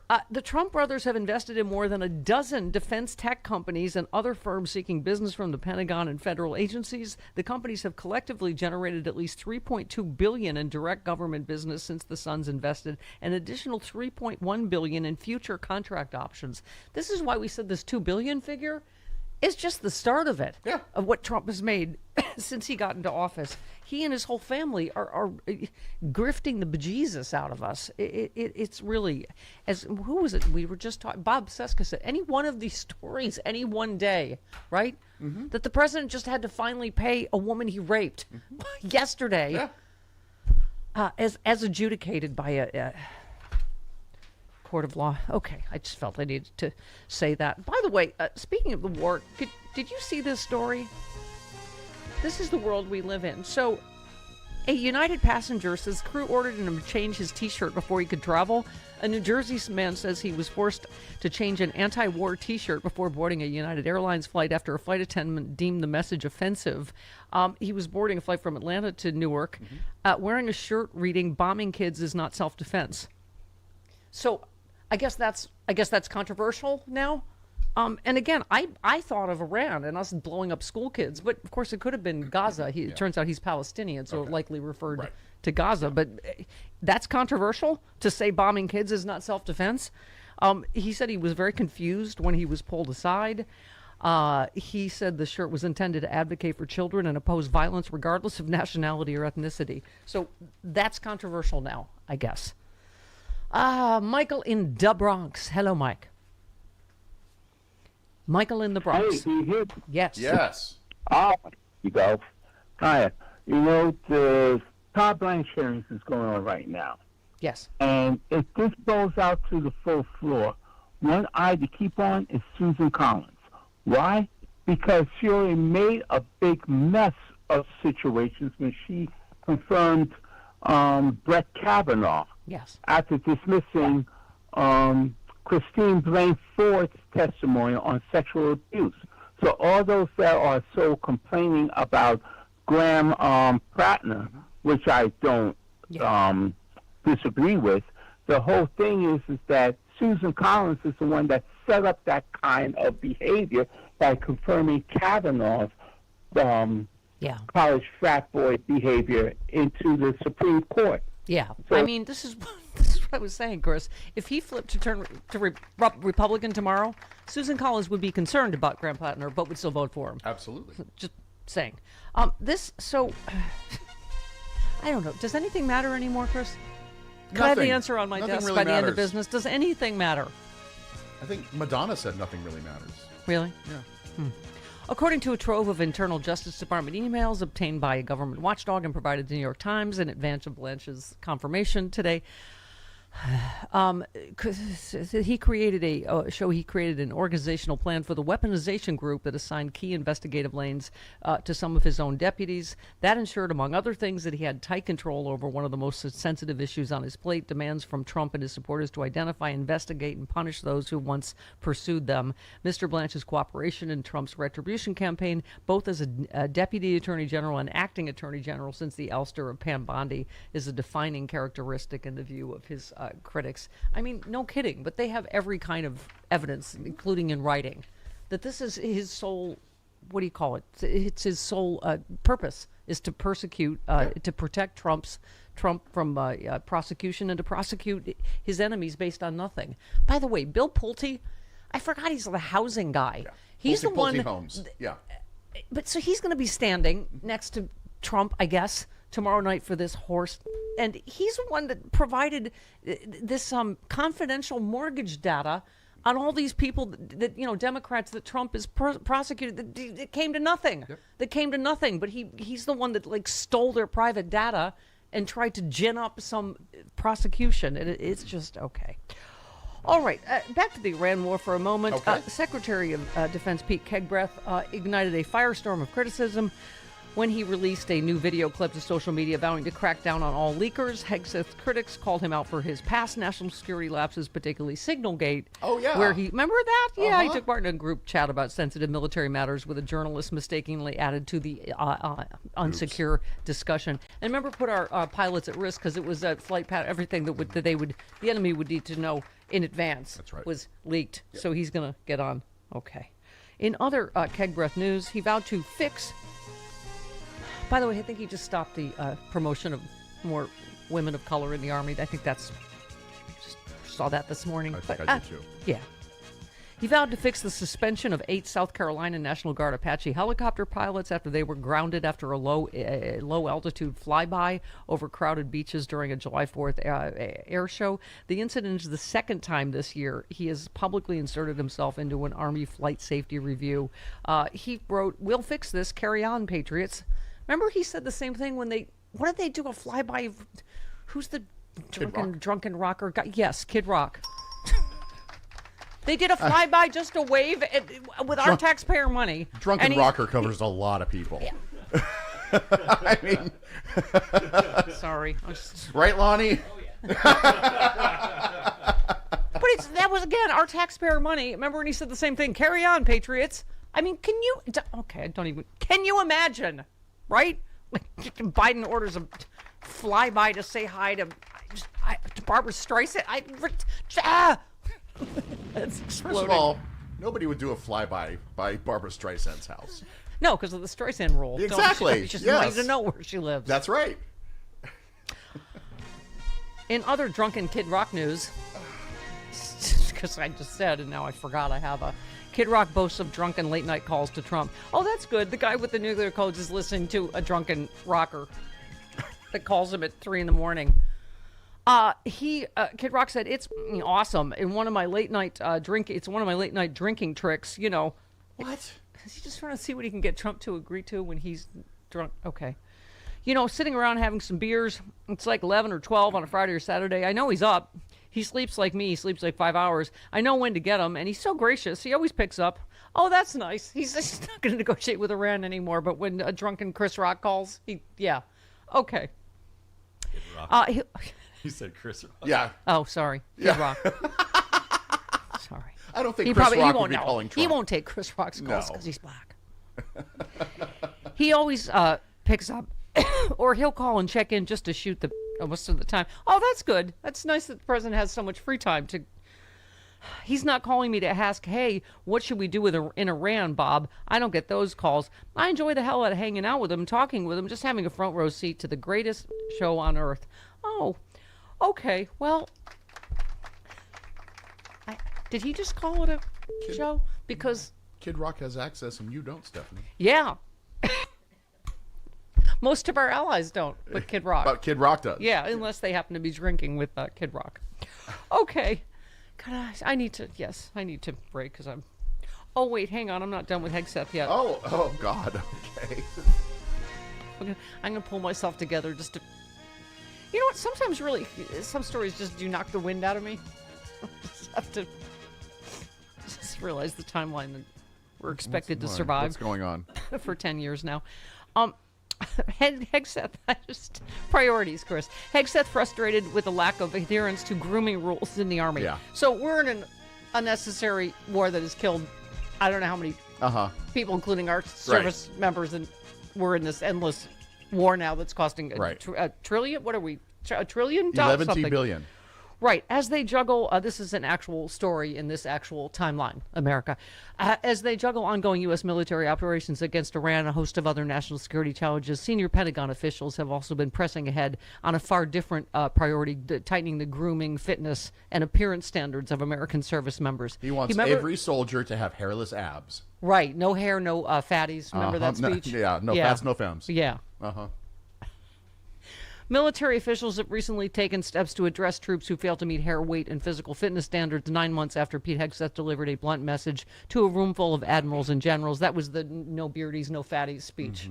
As you know, you remember, it's up there with the we shall take them on the beaches, we shall, that. It's like right up there with no fatties. And they shall all have hairless abs. Right. We shall fight them. I don't know. Who am I doing, Churchill? Who am I doing? Sam, do you That's know? not quite Churchill. We shall... Sounds like you're trying to do I don't remember. Kennedy. Yeah, it does. It kind of sounds like... Oh, I think it's Haas on Bonanza. Okay. What? I don't know. I'm obsessed with Bonanza this morning. I don't know Lorne why. Green? There's no beaches in Bonanza. It was only No, prairie. Bonanza was set near Lake Tahoe. We shall fight them on the beaches. We shall fight them on the... Okay. God. He vowed there would be no more beardos and fat troops in that speech. The renewed emphasis comes as Hegseth has privately complained in recent days about seeing service members with facial hair and has expressed frustrations over lapses in physical training. You know what? He should just shut them up since he can't do a pull-up or a bench press to save his life without getting spotted by, black guys! Trying not to promote in the military. He wants all of his soldiers to look like they did gay porn for Falcon in the 80s. Yes. Oh, so homo gay, that guy. Just hairless, oiled up. We shall fight them. You know what? I'm going to Google that. Okay. Maybe we should Not you, fatties. This whole thing has become like Lord of the Flies. I don't know what's happening. Didn't Piggy get killed with a rock? Yes. Okay. Yes. Uh-huh. Yes. Okay. 49 minutes after the hour. I loved your y'all need to chill with the McConnell stuff. Good taxidermy takes time. Now that's... And we did not see the Lindsey Graham thing coming, did we? No, we did not. We did not at all. I mean, here's the thing. I'm sure people like you, particularly you, cannot be shocked by Donald Trump anymore. But the fact that he turned Lindsey Graham's death immediately into an ad for the Save America Act, it was just like, huh? Right? Yeah. I Yeah, mean, that's Trump, man. He only sees people as what he can get out of the situation. There's no human empathy, no shock, no sadness, just what he needs. You know? And also, it's starting with a lie, because he's like, I just talked to Lindsey. He said we're all set on the Save America Act, which no senator, including Lindsey Graham, said that, right? But it's like he's trying to. Of course, he's making his death about him, because he makes everything about him, right? Right, and not just about him, but about stealing the midterms election, because that's what the Save America Act is about. It's about unleveling the playing field and stripping the rights, away from citizens to vote. Yeah. So he's instantly thinking about his next crime. Yeah. Because that's how he thinks, you know? Yeah. It's like a shark needs to move to live, right? He needs to lie and to cheat. Exactly. But all the Mitch McConnell stuff, because unfortunately it's not been calmed by this. It's almost made it worse. The picture with Elaine Childs, it just looks photoshopped. It doesn't look like his current face, and No, I know. I love what you said. It must be driving Trump crazy to know Mitch McConnell's dead and he can't post about it. When we do get the news, my guess it'll be via one of his screens. Sadly, a huge Trump supporter and a fan has left us. He loved me and would often tell me I was the greatest POTUS. I mean, he is like America's psychotic newsman, right? Like he had to do the tweet, Lindsey Graham is dead. It's just exactly. No, it's weird. And I wrote that about Mitch on Saturday before the Lindsey thing happened, and that's how he reacted to Lindsey, because that's who he is. Right. And I guarantee you, it is driving him nuts that he can't talk about the Mitch thing. Because and you said my submission for New York Times obit, Mitch McConnell was one of those rare political talents who could frustrate the American people and damage our democracy in life and in death.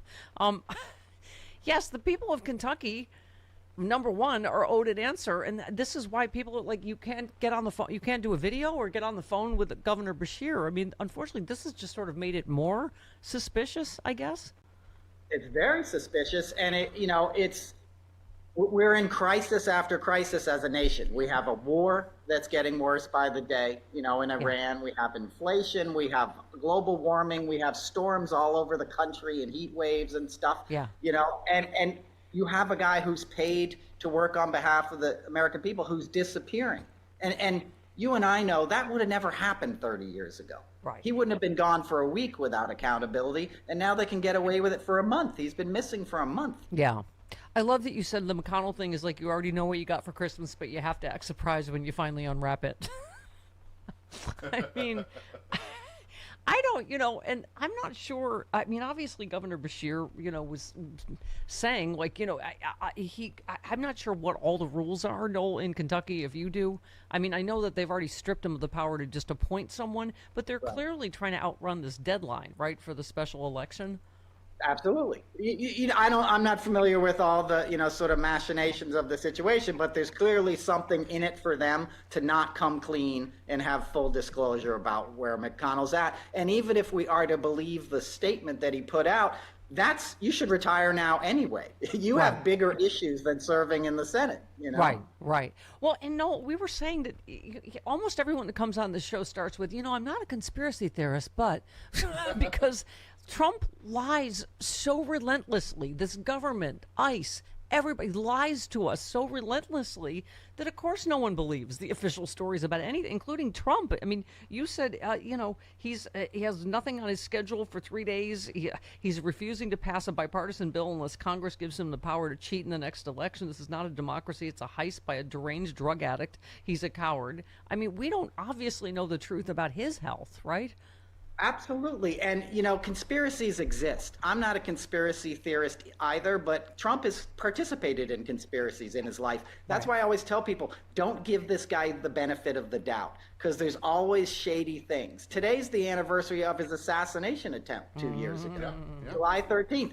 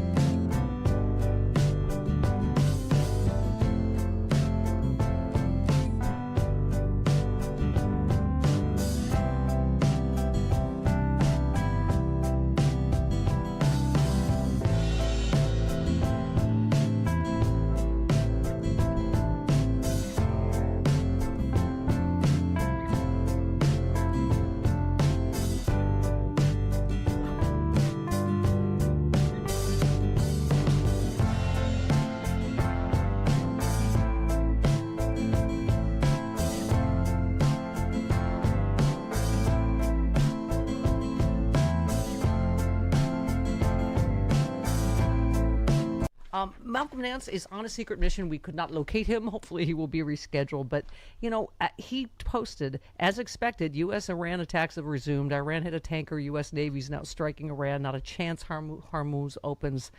He said, America, you're going back to war. Trump and Iran are already exchanging fire. I predict Trump had adopted Netanyahu Hegseth Graham belief that a total war will start striking broad targets, including war crimes of energy, power, oil fields. This is going to hurt us all badly. No kidding. We will catch up with Malcolm when we can. In the meantime, I found the speech as reimagined by Pete Hegseth. Oh, God. We shall fight them on the beaches. We shall fight on the landing grounds. We shall fight in the fields and in the streets. We shall fight in the hills, and we shall never, ever surrender. No fatties.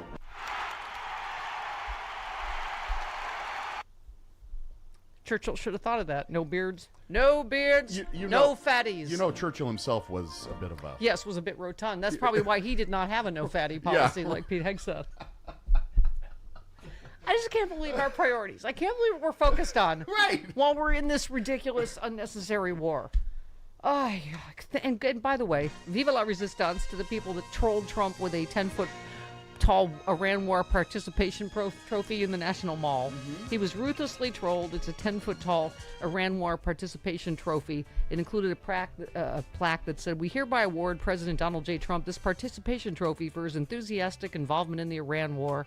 While some concern themselves with military strategy, diplomacy, or measurable outcomes, President Trump demonstrated the courage to participate regardless of the final score." Thank you, Patriots. Carlos Alzraki.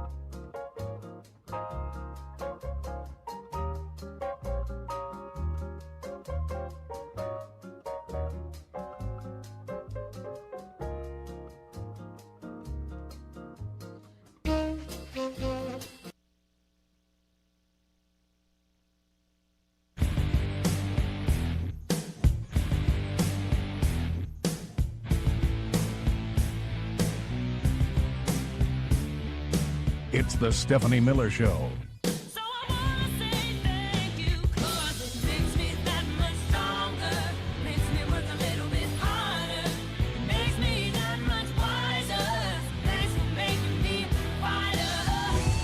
Today in New York, Sotheby's auctioned off a 67-million-year-old dinosaur fossil for a record-setting $50 million. Anyway, can we see a picture of the 67-million-year-old dinosaur? Come on, Jimmy. Stop, man. Come on. Don't do it, Jimmy. Don't say you'll show a fossil, then surprise us with a photo of Mitch McConnell. No. But I wanna. Don't do it, Jimmy. There's still time to switch. Don't show a picture of a frozen man whose name is Mitch. But we already got the picture ready. So. Okay. Not since my 20-minute conversation with Mitch McConnell last week, a.k.a. Carlos El Rocky. All right, has yeah. there been comedy so spectacular. We'll let him do it. Okay, here he comes. Here comes Carlos El Rocky. That's good coffee. I take it black, like my man. Coffee with Carlos El Rocky. I'll have a Zimbabwe latte. I'll have a Kenya cappuccino. Jim never has a second cup of coffee at home. Mountain-grown coffee. Carlos El Rocky. I was going to make espresso. Handpicked by Juan Valdez. Coffee with Carlos. Good to the last drop. Good morning, Mitch. Maybe Mitch got that diarrhea from poison lettuce. There you go. Yeah, that's there it. You go. From Taco Bell. From Taco Bell.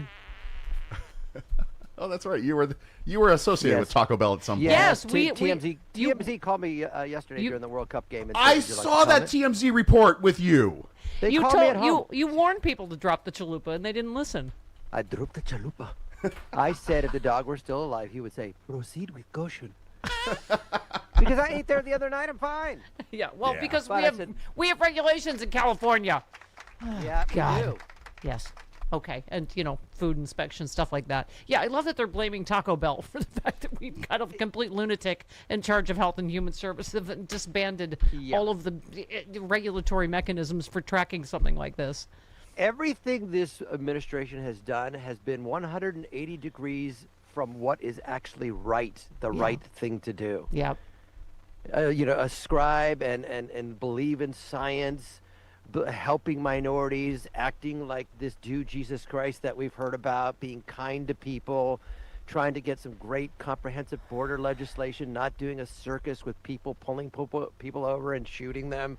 And I tweeted this morning, poor Amy Coney Barrett has to wear a vest. Yeah. Why don't you try going to a court hearing for asylum and then get dragged away and then get back to us? Yeah, exactly. It's so gross right now. Or get shot through the windshield when you're trying to get to work. Okay. Oh, by the way, I just was in the middle of a Heroes of Democracy. Pardon me. We need... Defending our nation from the clutches of fascist idiocracy, we proudly present Heroes of Democracy. Whoever put up the 10-foot-tall Iran War participation trophy on the National Mall to honor Trump, they wrote, as a recipient of this prestigious award, President Trump joins the ranks of children everywhere who receive recognition for simply showing up. Remember, that's what they always troll us for, is liberals, everybody gets a participation. This monument also serves as the Donald Trump Trophy Donation Center, where the public is encouraged to drop off their own prizes for the president. Together, we hope that if enough trophies are donated, he will be perceived as a winner and not feel the need to bomb other countries. Thank you. Oh, God. Hero of democracy, whoever. Oh, man. It gets more ridiculous by the day. He tacoed in record time this time on saying he's going to charge tolls for the Strait of Hormuz. We are just an international laughing stock every second of every day. Like, why would they take him seriously? Yeah. Marco Rubio's trying to make a balloon animal for him. Oh, here, Donald, hold on. It's you holding the FIFA trophy. You won, Donald. Yeah, exactly. Everyone knows if you just give him some fake trophy or flatter him, you can get whatever you want. And now he's in the, I'm not talking to you, Ren. He's in that mode now. I told you he's crazier than Kim Jong-un. He's Yeah. crazy. Yeah. He's absolutely, certifiably a madman. Yeah. And I told Chris, we talked off air, January 6th Don't talk was the to Chris bellwether. off air. January 6th was the bellwether. We're like, how did we get here? Is this the end? And the end was January 6th. As soon as Republicans saw that and said, no, we're not going to impeach and convict him, it was over. It's over. Carlos, we saw it on video in front of our very eyes on TV. And now you can look at the drained reflecting pool, see there are no slashes of any kind. Tire tracks. Right. And it becomes, what is it now? Oh, it's a 300-yard gash that he said was 350 feet last week. And you can clearly see tire marks from his stupid motorcade. So You not see only Fred did no one else do it, he did it. I see it. I see Fred Flintstone and Barney's feet all over the reflecting pool bottom. Hey, Fred, let's tear this up.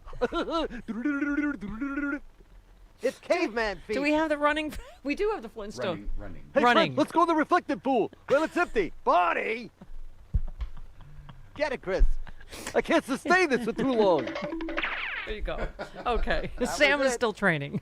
There Fred we go. and Barney with a big slab of prime rib roast beef Yeah, that's what happened. ribs on the side of the car. Yeah, the ribs made the car fell ribs over. fell off That's and where the made the damage. gash. That's It what- was Fred Flintstone. There was a big rack of ribs. They fell off. Hey, Fred, we've dropped the ribs. Let's get out of here, Barney. That's what happened. Fred Flintstone ripped off a rib and slashed the He did. bottom of the thing. Okay, all right. So tomorrow night we're going to hear this pile of horse about election fraud, rigged something important, big announcement, very big. He's apparently going to say Georgia's 2 Democratic senators are illegitimate. We don't. I mean, it goes from the ridiculous to the, oh my God, is he going to declare a national emergency, take over elections? I mean, there's a lot of speculation that he's going to say Maduro confessed that they interfered in 2020. Who knows, right? Maduro, and he said, fue una actividad ilegal. I speak perfect Spanish, and he told me in perfect Spanish. Their conspiracy theories don't even need, like, Hugo Chavez was dead. It doesn't, right? Aren't they saying who Hugo Chavez interfered or something? I can't even keep track.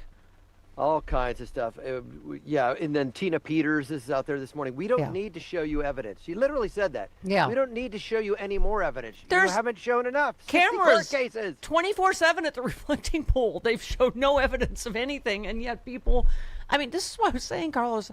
I'm not a conspiracy theorist, but when he dismissed the FBI investigation into what do you call it, Lindsey Graham's death immediately, and said, "Oh, they're wasting their time. They shouldn't look." Of course, you immediately go, "Wait, what?"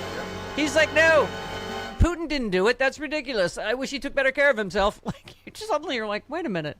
They're gonna have a ceremonial club late at the Red Tees, just for Lindsay. No more golf partner. I'm looking for a third. Preferably 12, 13, hot. Maybe the drink cart girl will join me on my cart. Who knows? Yes, it's very sad, Lindsey Graham. And they don't have to come up with any evidence. They're just going to say certain things. And thank you, our good friend, far-left comedian Jimmy Puerta, for supporting Tulsi Gabbard, who went and stole all the votes, the voter rolls, right, from Georgia. They were preparing for that. Yeah. We'll steal the rolls. We'll say we saw something. We don't have to show it. Blanche will back me up. Right. And everything's good to go. Yeah. It's so obvious. Yeah. No, I know. It's gotten it, and we were just talking about the amount of money he and his sons are making off this Iran war. Of course, he wants it to go on and on.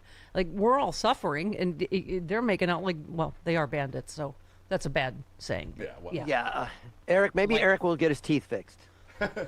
Hey. Is there enough money to do something about that gum situation, or is that just... No, you'd have to fix the whole face. You got to start from the face. Can't just be the teeth. You got to fix the face. That's an unfortunate face. So just... It's an unfortunate and face. the grift goes on. I saved this for you because we're out here in Hollywood. According to a new report, FCC officials took pricey gifts from Paramount. I mean, of course, because it all is a grift. And the black tie event, remember they had at the Kennedy Center, prioritized tickets to people who donated more than $75,000 to the center. Among the attendees that evening were two lower-profile government officials whose regulatory decisions had been crucial to the future of the gala's broadcast sponsor CBS and its parent company Paramount. 5 months earlier, the FCC, one FCC commissioner cast a decisive vote approving Paramount's historic merger with Skydance. Now the commissioner and a guest enjoyed the celebration thanks to tickets gifted to her by Paramount worth more than $12,000. The other commissioner who approved the merger watched from a prize perch. FCC Chair Brendan Carr and his wife sat in a private skybox with Paramount CEO David Ellison, other executives from Paramount and CBS. Such seats sold for $125,000 a ticket. I mean, we're living in a we're living in a Dick Tracy comic book now. Yeah. Just the villains and Mugface and cheapo and gross guy. I don't know what the villain's name. Are those the villains? Those are the villains that I'm making. We're just being overrun by the dregs of society, and you know what? We kind of almost deserve it for all the crappy karma we've put into the world. And Native Americans are just looking at us. The Aboriginal peoples are going, I told you this was going to happen. White people.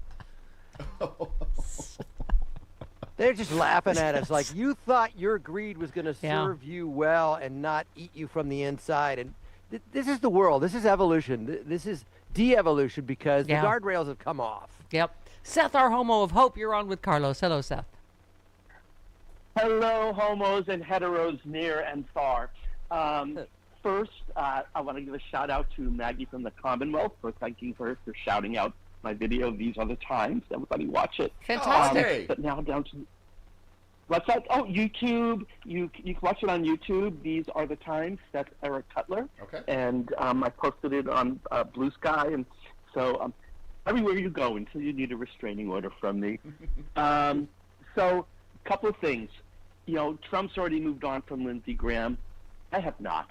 And so I am starting a GoFundMe for all of the escort sex workers in Washington, D.C., whose incomes are going to go down as fast as Lindsey Graham went down. Oh, and dear. I think this is, yes, it's important. But I also want to tell you, I got into this crazy chat on Facebook. And they should have complied, all of those illegals, blah, blah, blah, blah.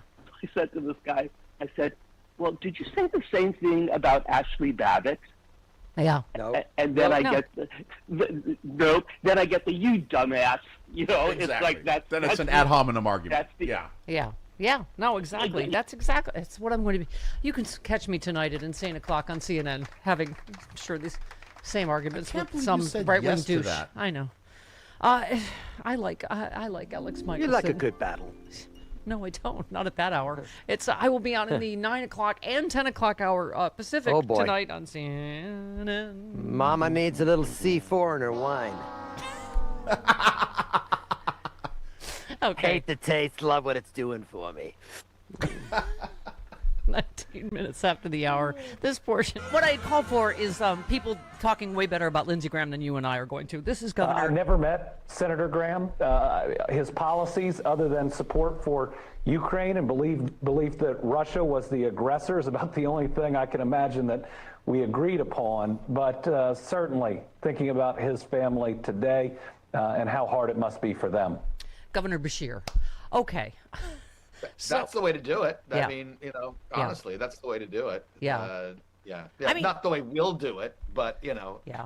Yeah. I mean, seriously, Ukraine would be about the only thing I think I would agree with Lindsey Graham on, but. Yeah, but he also supported practically everything that Trump did on Ukraine, you know, and if he really wanted to push, he could have, but, you know, mostly he just existed to, you know, be an ass remora to Donald Trump.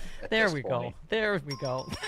You know what's funny? You know what's funny is, you know, there's a lot of people, you know, you get criticized, and I gave up making Lindsey Graham gay jokes a while back, and mostly because it just seemed played out. Right. Yeah. And however, in memory of him, I went back over old posts going back 20 years. Right. And you know, I just want to get these out there. These are the things that I said about Lindsey Graham. Do you want to hear a few of them? Sure. So there were a lot of Gone with the Wind. I discovered. Of course. The prettiest Scarlett O'Hara wannabe in D.C. the prettiest boy in Scarlett O'Hara drag, sounding for all the world like Rhett Butler just said something mean to him, fluttering frantically like he was a gowning up for a gentleman caller like Mr. Ashley Wilkes. Oh, you were deep. You were balls deep and Gone with the Wind. I know, flouncing debutante, sounding oh my like God. I think he would have been great as Mary Todd Lincoln in Oh Mary. Oh, totally. Also, a snapping Brett Kavanaugh Pekingese defending rapist, allegedly. Yeah. He Brett Kavanaugh always sounds like the prettiest debutante at the Daughters of the Confederacy ball, just exiting a bathroom where she filleted the captain of the football team. Okay. All right. I think. Wait. You'll like this one. All right. A Golden Girls reject who strains to butch up his Rue McClanahan voice. Okay, but once again, and I'm not saying I regret those things. I'm just saying I said those things. Yeah. Taking ownership. Yeah. Once again, it's the hypocrisy, it's the cowardice that Anyway, Amber said the same thing. Why is it always incumbent upon the harmed and oppressed to offer grace and civility to those who extend none of the same in return, when politics, quote unquote, goes back to being about debating policy decisions versus systematically silencing, discriminating against, harming, intimidating, even killing U.S. citizens? Then we can talk about civility. And also, we made this point, but as Chen said, I wish more journalists would point out that Senator McConnell and Representative Thom Keane are or were essentially on unpaid sick and medical leave, the same employment protection they've spent their careers blocking other Americans from having. And you could go on in terms of McConnell, right? Right, and I guarantee you it's not unpaid. So I'm sure that they are getting their congressional salaries. But it's actually kind of disappointing to see all of the Democrats that are coming out and saying, well, I disagree with him, but man, he was funny. I could hang out with him and have a good time. Yeah. And it's like, okay, I bet Mussolini was a blast, But that doesn't mean when he's executed, you get to say, oh man, we could drink espresso all night and just make fart jokes. Well, and also we were saying, I guess it shouldn't be surprising to any of us, but it was a little breathtaking how quickly Trump turned his death into an ad for the suppressing people's votes. I mean, and first of all, based on a lie. Oh, I talked to Lindsay. I said we're all set on the Save America Act. And no, there's no way Lindsay said that, because that wasn't true. And it's just the fact that he turned it into an ad before the body was cold, and they want us to be civil, right? I like that on Fox News this morning. They kept trying to get him to say something about Lindsey Graham, and he wouldn't shut up about, election fraud and the Save Act and other things. I mean, it's kind of interesting that even in death, Donald Trump's narcissism.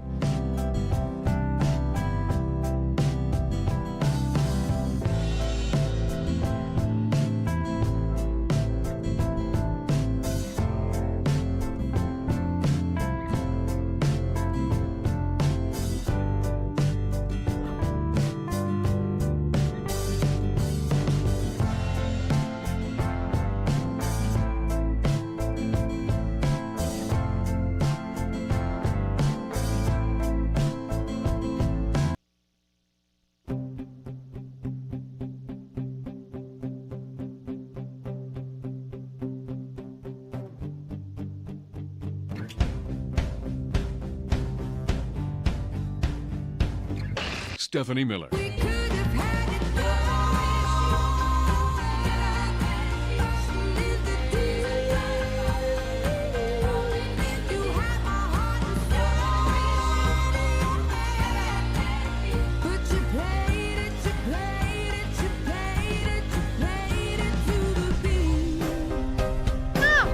The Stephanie Miller Show, going deep, deep, deep, deep. Hi, Carlos Alzraqui, star of Stage Screen TMZ. What star of TMZ. They called you to interview you as the Taco Bell Chihuahua about Taco Bell? I was watching España versus Francia, and I said, do I get involved in this? And I go, no, it's not that controversial. Controversial's long gone. Not all they say. And I go, yeah. I just said, I ate there last night. I'm fine. So that's good. That's pro Taco Bell. Sure. And then I went, proceed with caution. Which is kind of like, yeah, you would do that with any fast food place. I ate at Chipotle yesterday. Yeah. And Well, I had especially lettuce. since Taco Bell is serving as our HHS currently. They're the ones that are trying to Yeah, keep they're the proactive. ones who did the They're not the ones investigation, that, right? Yes, cut the funding for stuff like this and for people that monitor diseases like this. A top Senate Democrat has requested an investigation into whether Bobby Kennedy also broke federal law intending to prevent political appointees from interfering in elections. Senator Ron Wyden, right, cites examples of Kennedy encouraging a pair of third-party candidates in Iowa to drop out of contested House races so Republicans can keep control of Congress. I swear to God, Carlos, they all think no laws apply to them because Trump is such a crook and a cheater. Yeah, I didn't notice. And by the way, he's doing that instead of finding someone that regulates stuff like food parasites. We're underestimating the appeal of evil, and I was thinking about it all morning. It's like Trump had the chance in 2016 to do something good for America if he wanted to clean this. I don't know why he turned to evil, but it's because of his personality. So I get the Trump thing. I don't get other people following suit when I think it was General Miley, General Kelly, when all these generals warned that this guy's dangerous. Yeah. That's when I went, oh, yeah, sane people who are conservatives. Yes. And then you include the committee with Kinzinger and Liz Cheney, when Republicans and conservative generals were saying, this guy's off his rocker.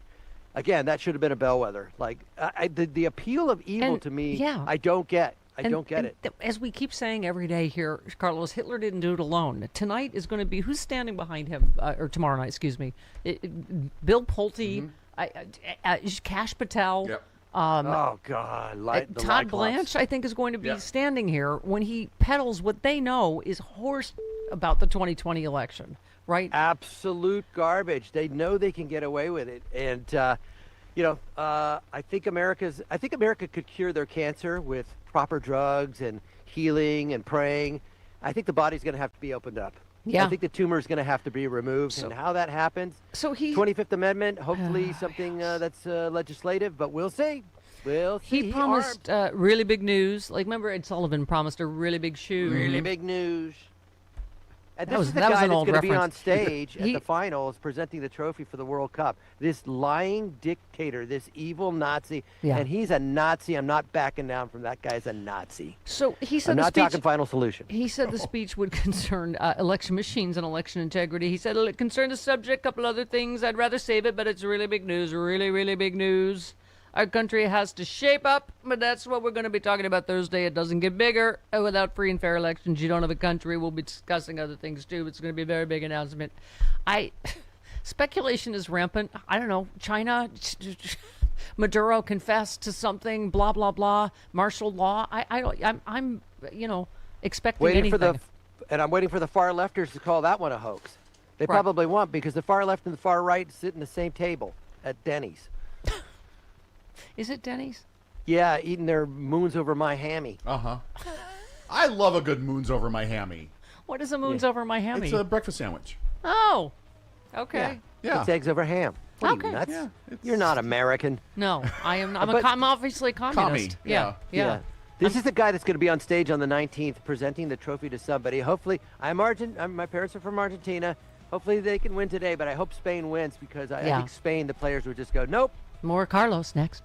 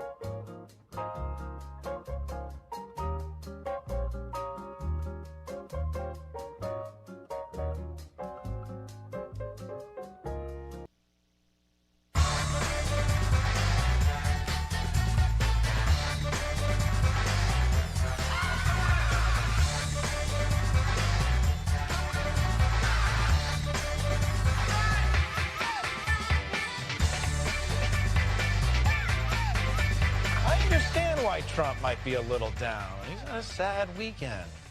His best friend was poisoned by his other best friend. No. Putin did not kill Lindsey Graham while he was in Ukraine. It's just a suspicious coincidence that makes a lot of sense when you think about it. But according to President Trump, Lindsey died from a specific medical... You know what? Let's let the president just delicately explain it. Do you think we know the whole story about his death? Well, I think we do. We've had great doctors, and they talked about, a certain part of his body literally blew up. That's right. Part of his body blew up. The New England Journal of Medicine calls it spontaneous kablooey syndrome. Dear God. Okay. Yeah, I was saying, Carlos, man. I was not suspicious until he said, no, there's nothing more to see here. The FBI's wasting their time.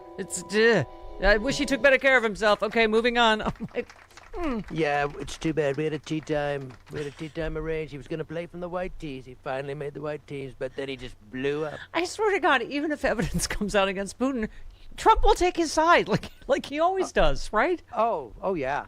Yeah. And again, this is why I believe the whole 2016 Russian interference. They had their guy in the 90s. They went, this is our guy, and in 2016, this will be the time that we make this move. And America will crumble. They will break out into civil war. Without firing a shot. Like Khrushchev said, we will take America without firing a shot, and here we are. Misinformation. Speaking of which, Musk's Gronk said the leading cause of what's going on today is misinformation, and then he had to go back and fix it. Yeah. So E. Jean Carroll finally got her money. Yep. Wow. That she was owed almost $6 million. Her lawyer said 3 years ago, a unanimous 9-person jury found President Trump liable for sexually assaulting and defaming E. Jean Carroll. Today, we are pleased to report she received damages payment the jury awarded her as a result of that verdict.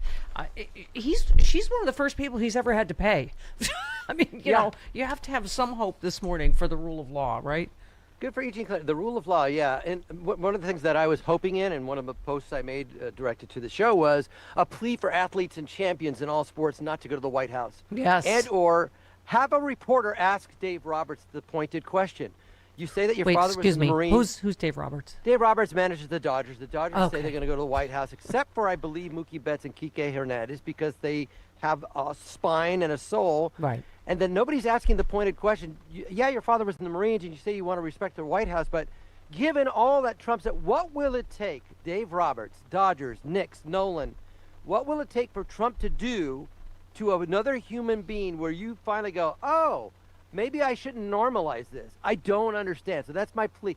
Somebody in the press asks, how are you normalizing this monster? Don't normalize him. Yeah. We look to you to help us in this fight, and you're cowards. You're just bowing out. I don't understand it. Yeah, I totally agree. The other thing is it's only when they get shamed into it, right? The Trump administration has rescinded its $10 billion freeze on child care subsidies and social services funding for 5 blue states, including New York and California, after repeated setbacks in a lawsuit challenging the pause of federal dollars. I mean, Carlos, when we don't have to live in this exhausting decade of having to fight every single illegal, immoral thing he does, can you imagine just not just money, time, everything, mental space that will be freed up to do other things in this country and, achieve and invent again and not have to be terrified of your own government every single second of every day. Yeah, I just want to live in some parallel universe dream where we wake up and it's just one day of Kamala Harris winning the election and seeing where America was, where we didn't tear down offshore wind turbine projects for $763 million and $700, where 8,000 whales aren't dying, where 50% of the animal habitat isn't going, where acres of land and protected monuments aren't being destroyed. Yeah, aren't being, by the way, shrunken by 90%. It bears years, and exactly. Where people are getting shot in cars. Wouldn't it be nice to live just one day of that, to see where we could have been with decent, smart people, not perfect, running this administration and helping the world instead of Dick Tracy goof guys? Yeah, the reversal of the funding freeze is the latest blow to Trump and his allies in their attempt to exert presidential authority to cut spending and punish perceived enemies by claiming waste, fraud, and abuse of federal dollars without clear evidence. Meanwhile, this is the most massive waste, fraud, and abuse we have ever seen by the federal government. We are being robbed blind every day. By far, while diarrhea spreads. What you're doing isn't working. People have diarrhea. You're going the wrong way. Planes, trains, and automobiles. That's a fantastic rant. I think I need both machines for that. Go ahead. Go ahead. Yep. I got to make a speech. Something very important is happening tonight. I shouldn't have. Speaking of blowing up, I've got something blowing up right now. Is he going to have some Taco Bell tonight? He's going to have some Taco Bell. If someone has a sense of humor at the White House, yes, they will serve him Taco Bell. Speaking of, you just mentioned Kamala Harris and what if? What if? What if they didn't cheat and steal the election? Yeah. Whoops. Thank you. I agree. Trump hurled an insult at Kamala Harris while recalling their presidential debate. First of all, he just can't ever get over anything, right? He got his butt kicked. It wasn't he close. got his ass kicked, exactly. He went on to note the debate felt like 2.5 against 1. Kamala's the half. I got 2 people plus a half against me. Well, Trump, that's your strong brand leader? new way to insult a person of color, I guess. Trump famously, I'm surprised you didn't call her 3/5 of a person, but Trump famously refused to debate Harris a second time after numerous analysts, commentators, pollsters deemed the former vice president the clear winner. I won the debate. I don't know. I want to do another debate, is what he said. Remember at the time? Oh, yeah. When a fighter loses, they say, I want a rematch. I won the debate. I don't know that I want to do another, but I mean, this is what he's saying now with a rant. I don't want to negotiate with him now. I don't want to. And like, it's just, he's so... Again, and see, I'm hoping that somebody like a Dave Roberts and athletes are listening to this. The guy is a madman. Why are you going to the White? You have children. Yeah. Your own children. You have other children that look up to you, looking for you, George Bailey. Just the photo op. You're standing with a rapist. Like, what, with a photo op alone. Don't go stand there with this fascist. Comedians. Don't go to UFC events. Yeah. What are you doing? Why are you normalizing this? I feel like I feel like the guy in the Twilight Zone. It's a cookbook. Trump wants to eat people. It's a cookbook. Silent There's a man Green. on the wing. Silent Green is people. Okay. Yeah. I don't know why this just not a surprise, because it's like the entire country. Trump's DC golf club slapped with multiple health code violations. Oh. This is why we have exploding ass lettuce. And bugs... Are you okay? Bugs, improperly stored raw meat, prohibited pesticides. The Trump National Golf Course in Virginia was hit with multiple health code violations during inspection, because, of course, they were. Yep. It included, quote, violations included a large quantity of small flies in the storage room near the employee restroom. You normally save that for around my privates. Yeah, around the Cooch Patrol. There are not small flies around. I am fresh as a daisy. When was the last time you were at Trump's golf course? How dare you? Yeah, exactly. No paper towels. No paper towels at the hand washing station. It appears the dispenser has been removed from the wall. Improper handling, cooking, and storage of raw meat, and the use and storage of pesticides that are not approved for food preparation areas. Yeah. Oh, great! So you can get raw, maggot-infested meat that also has some pesticide. Well, maybe the pesticides will kill the maggots. So that's improving your chances. It's nature. I'm not a religious man, but are you people in all religions? Are you sure you're praying correctly? Because Trump is still there. Exactly. Look at the world. 2,000 years and billions of prayers to make this a better planet. Hasn't worked. We originally made these T-shirts, just die already, for anti-vaxxers during COVID, but you fill in whoever in your thought bubble. In your thought bubble, it would be Mr. Potter. Yeah. I want Mr. Potter. The shirts are still available at StephanieMiller.com. Yes. Laura in Virginia, you're on with Carlos. Hi, Laura. Hi, Carlos and everybody. Hi. Good morning. This is a belated welcome to Sam, who I know from watching the Julie Cunningham show on XM, but I never realized how handsome Sam was. Oh, wow. I know, right? Check out those dimples. The dimples just make me feel like everything's going to be all right. He's our hope. You mentioned just how Congress is wasting time on on bills and things but not addressing the issues. Like they just wasted time passing a bill making daylight saving time permanent. I mean, maybe that's important, but they're not addressing the economy, the gas, the prices, or the fact that the military families suffering from food insecurities have gone from 16% in 2023 to 41%. Yeah. Laura, have you in your lifetime ever heard that people are having to take out loans to buy groceries? They're having to use emergency funds. It's insane. It's insane. And we can't sustain this. We can't go on like this. No, we cannot. Chris, what was the thing you guys said yesterday? I used to get Jamba Juice like a long time ago, but how much is a Jamba Juice? Like $12 now. Oh, my God. It's small as $8. Yeah. Oh, my God. It's just, $15 for a bowl at Chipotle yesterday. Chipotle, yes. We were talking yesterday. Chipotle has doubled in price. Yeah. Oh, my God, just the gastrointestinal distress at the gas pump when you're watching it, I'm like, oh, no. It's got to stop soon. It's got to stop. It can't. As soon as this administration got in office, they just steered completely away from policy. Just, I'll sign a big, beautiful bill, I'll put on tariffs, and then we'll just start doing corrupt things. Then we'll just start worrying about the midterms and how we can cheat to win the midterms without giving people policy that would actually help them. Oh, we don't need policy. We just need to lie and use fear. Communism. Dark people, brown people. What about policy? No, you never talk about policy. Right. Now I'm going to sport the sports at you because, U.S. soccer star Florian Balogun.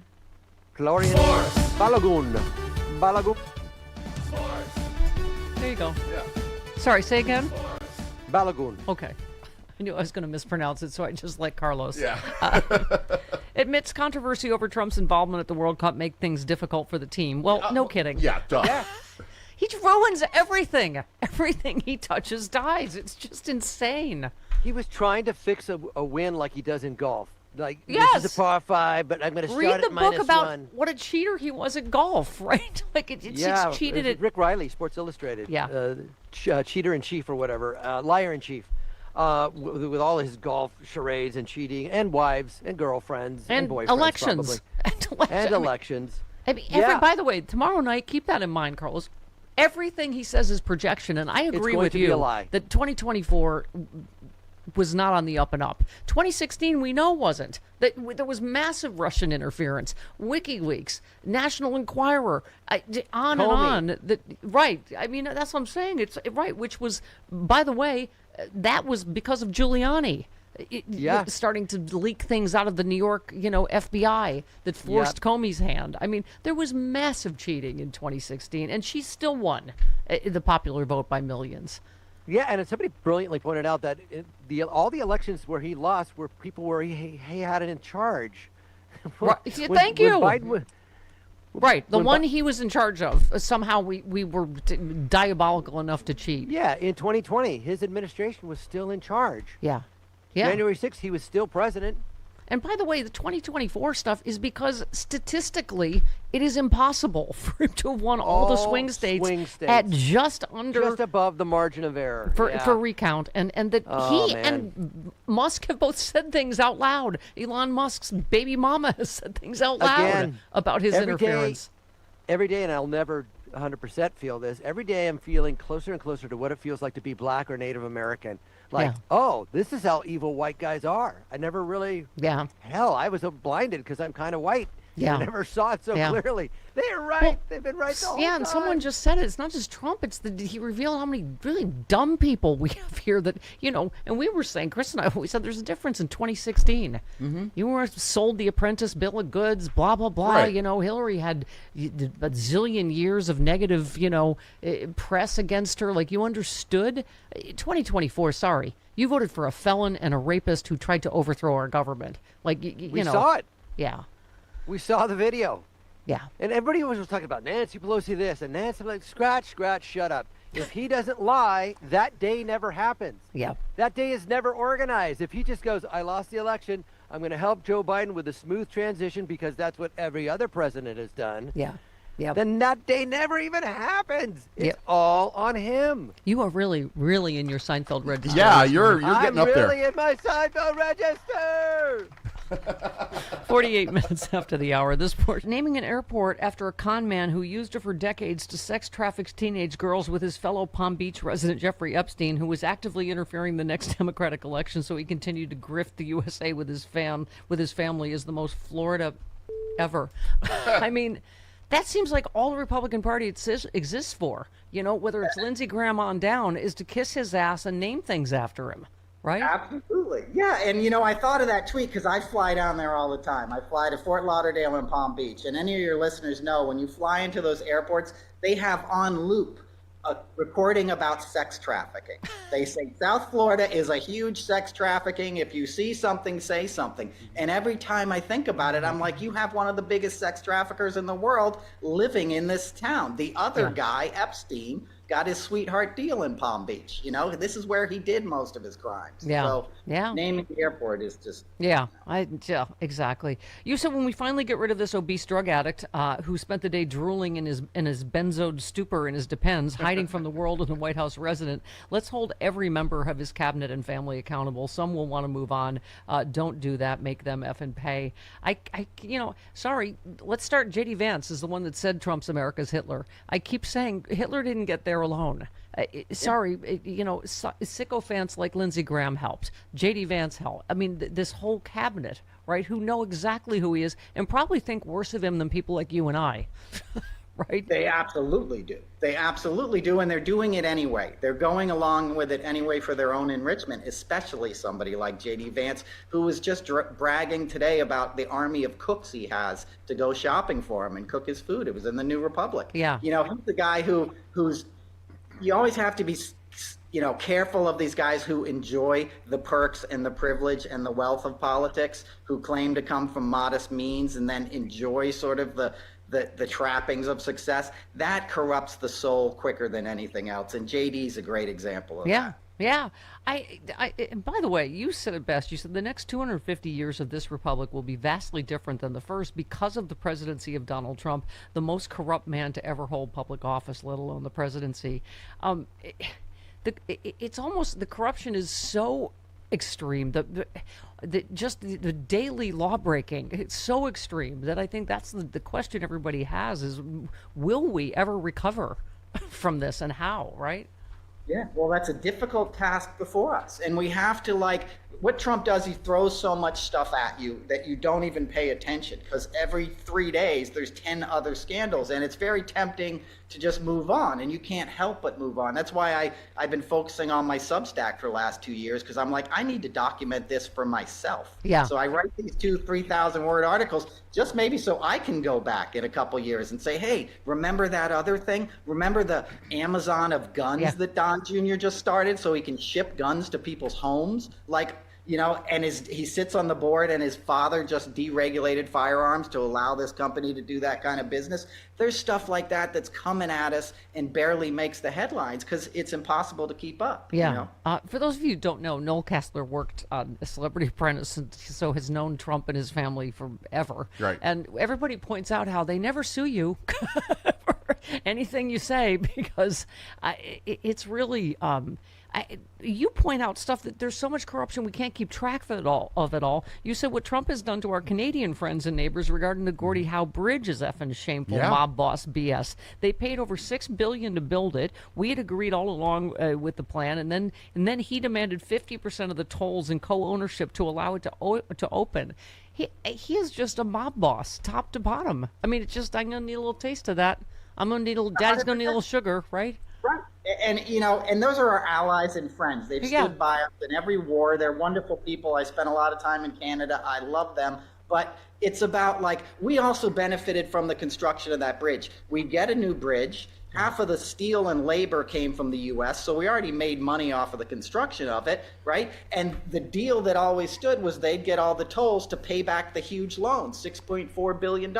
Now they have to pay back that loan out of a smaller percentage of their tolls. So it's going to take them twice as long. Yeah. They're going to pay more in interest. It's horrible, and it's shameful as an American to do that to our friends. As you pointed out, it's not a better deal for us. We didn't pay $1 to build it. It's about going back on your word to your allies. It's a move of a greedy, unscrupulous coward and an embarrassment. Trump should have to clean every urinal in Tim Hortons from Saskatoon to St. John's.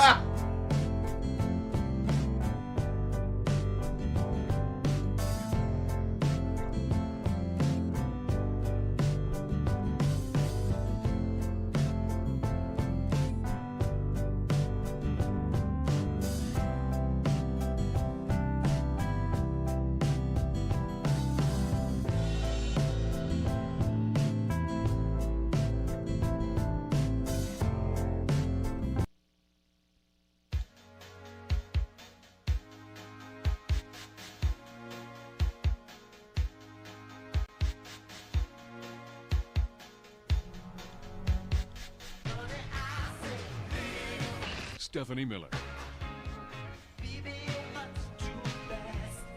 Yeah. Stephanie Miller. We've just been discussing what both influencers are off air. Yeah. I'm going to eat my booger. I ate my booger.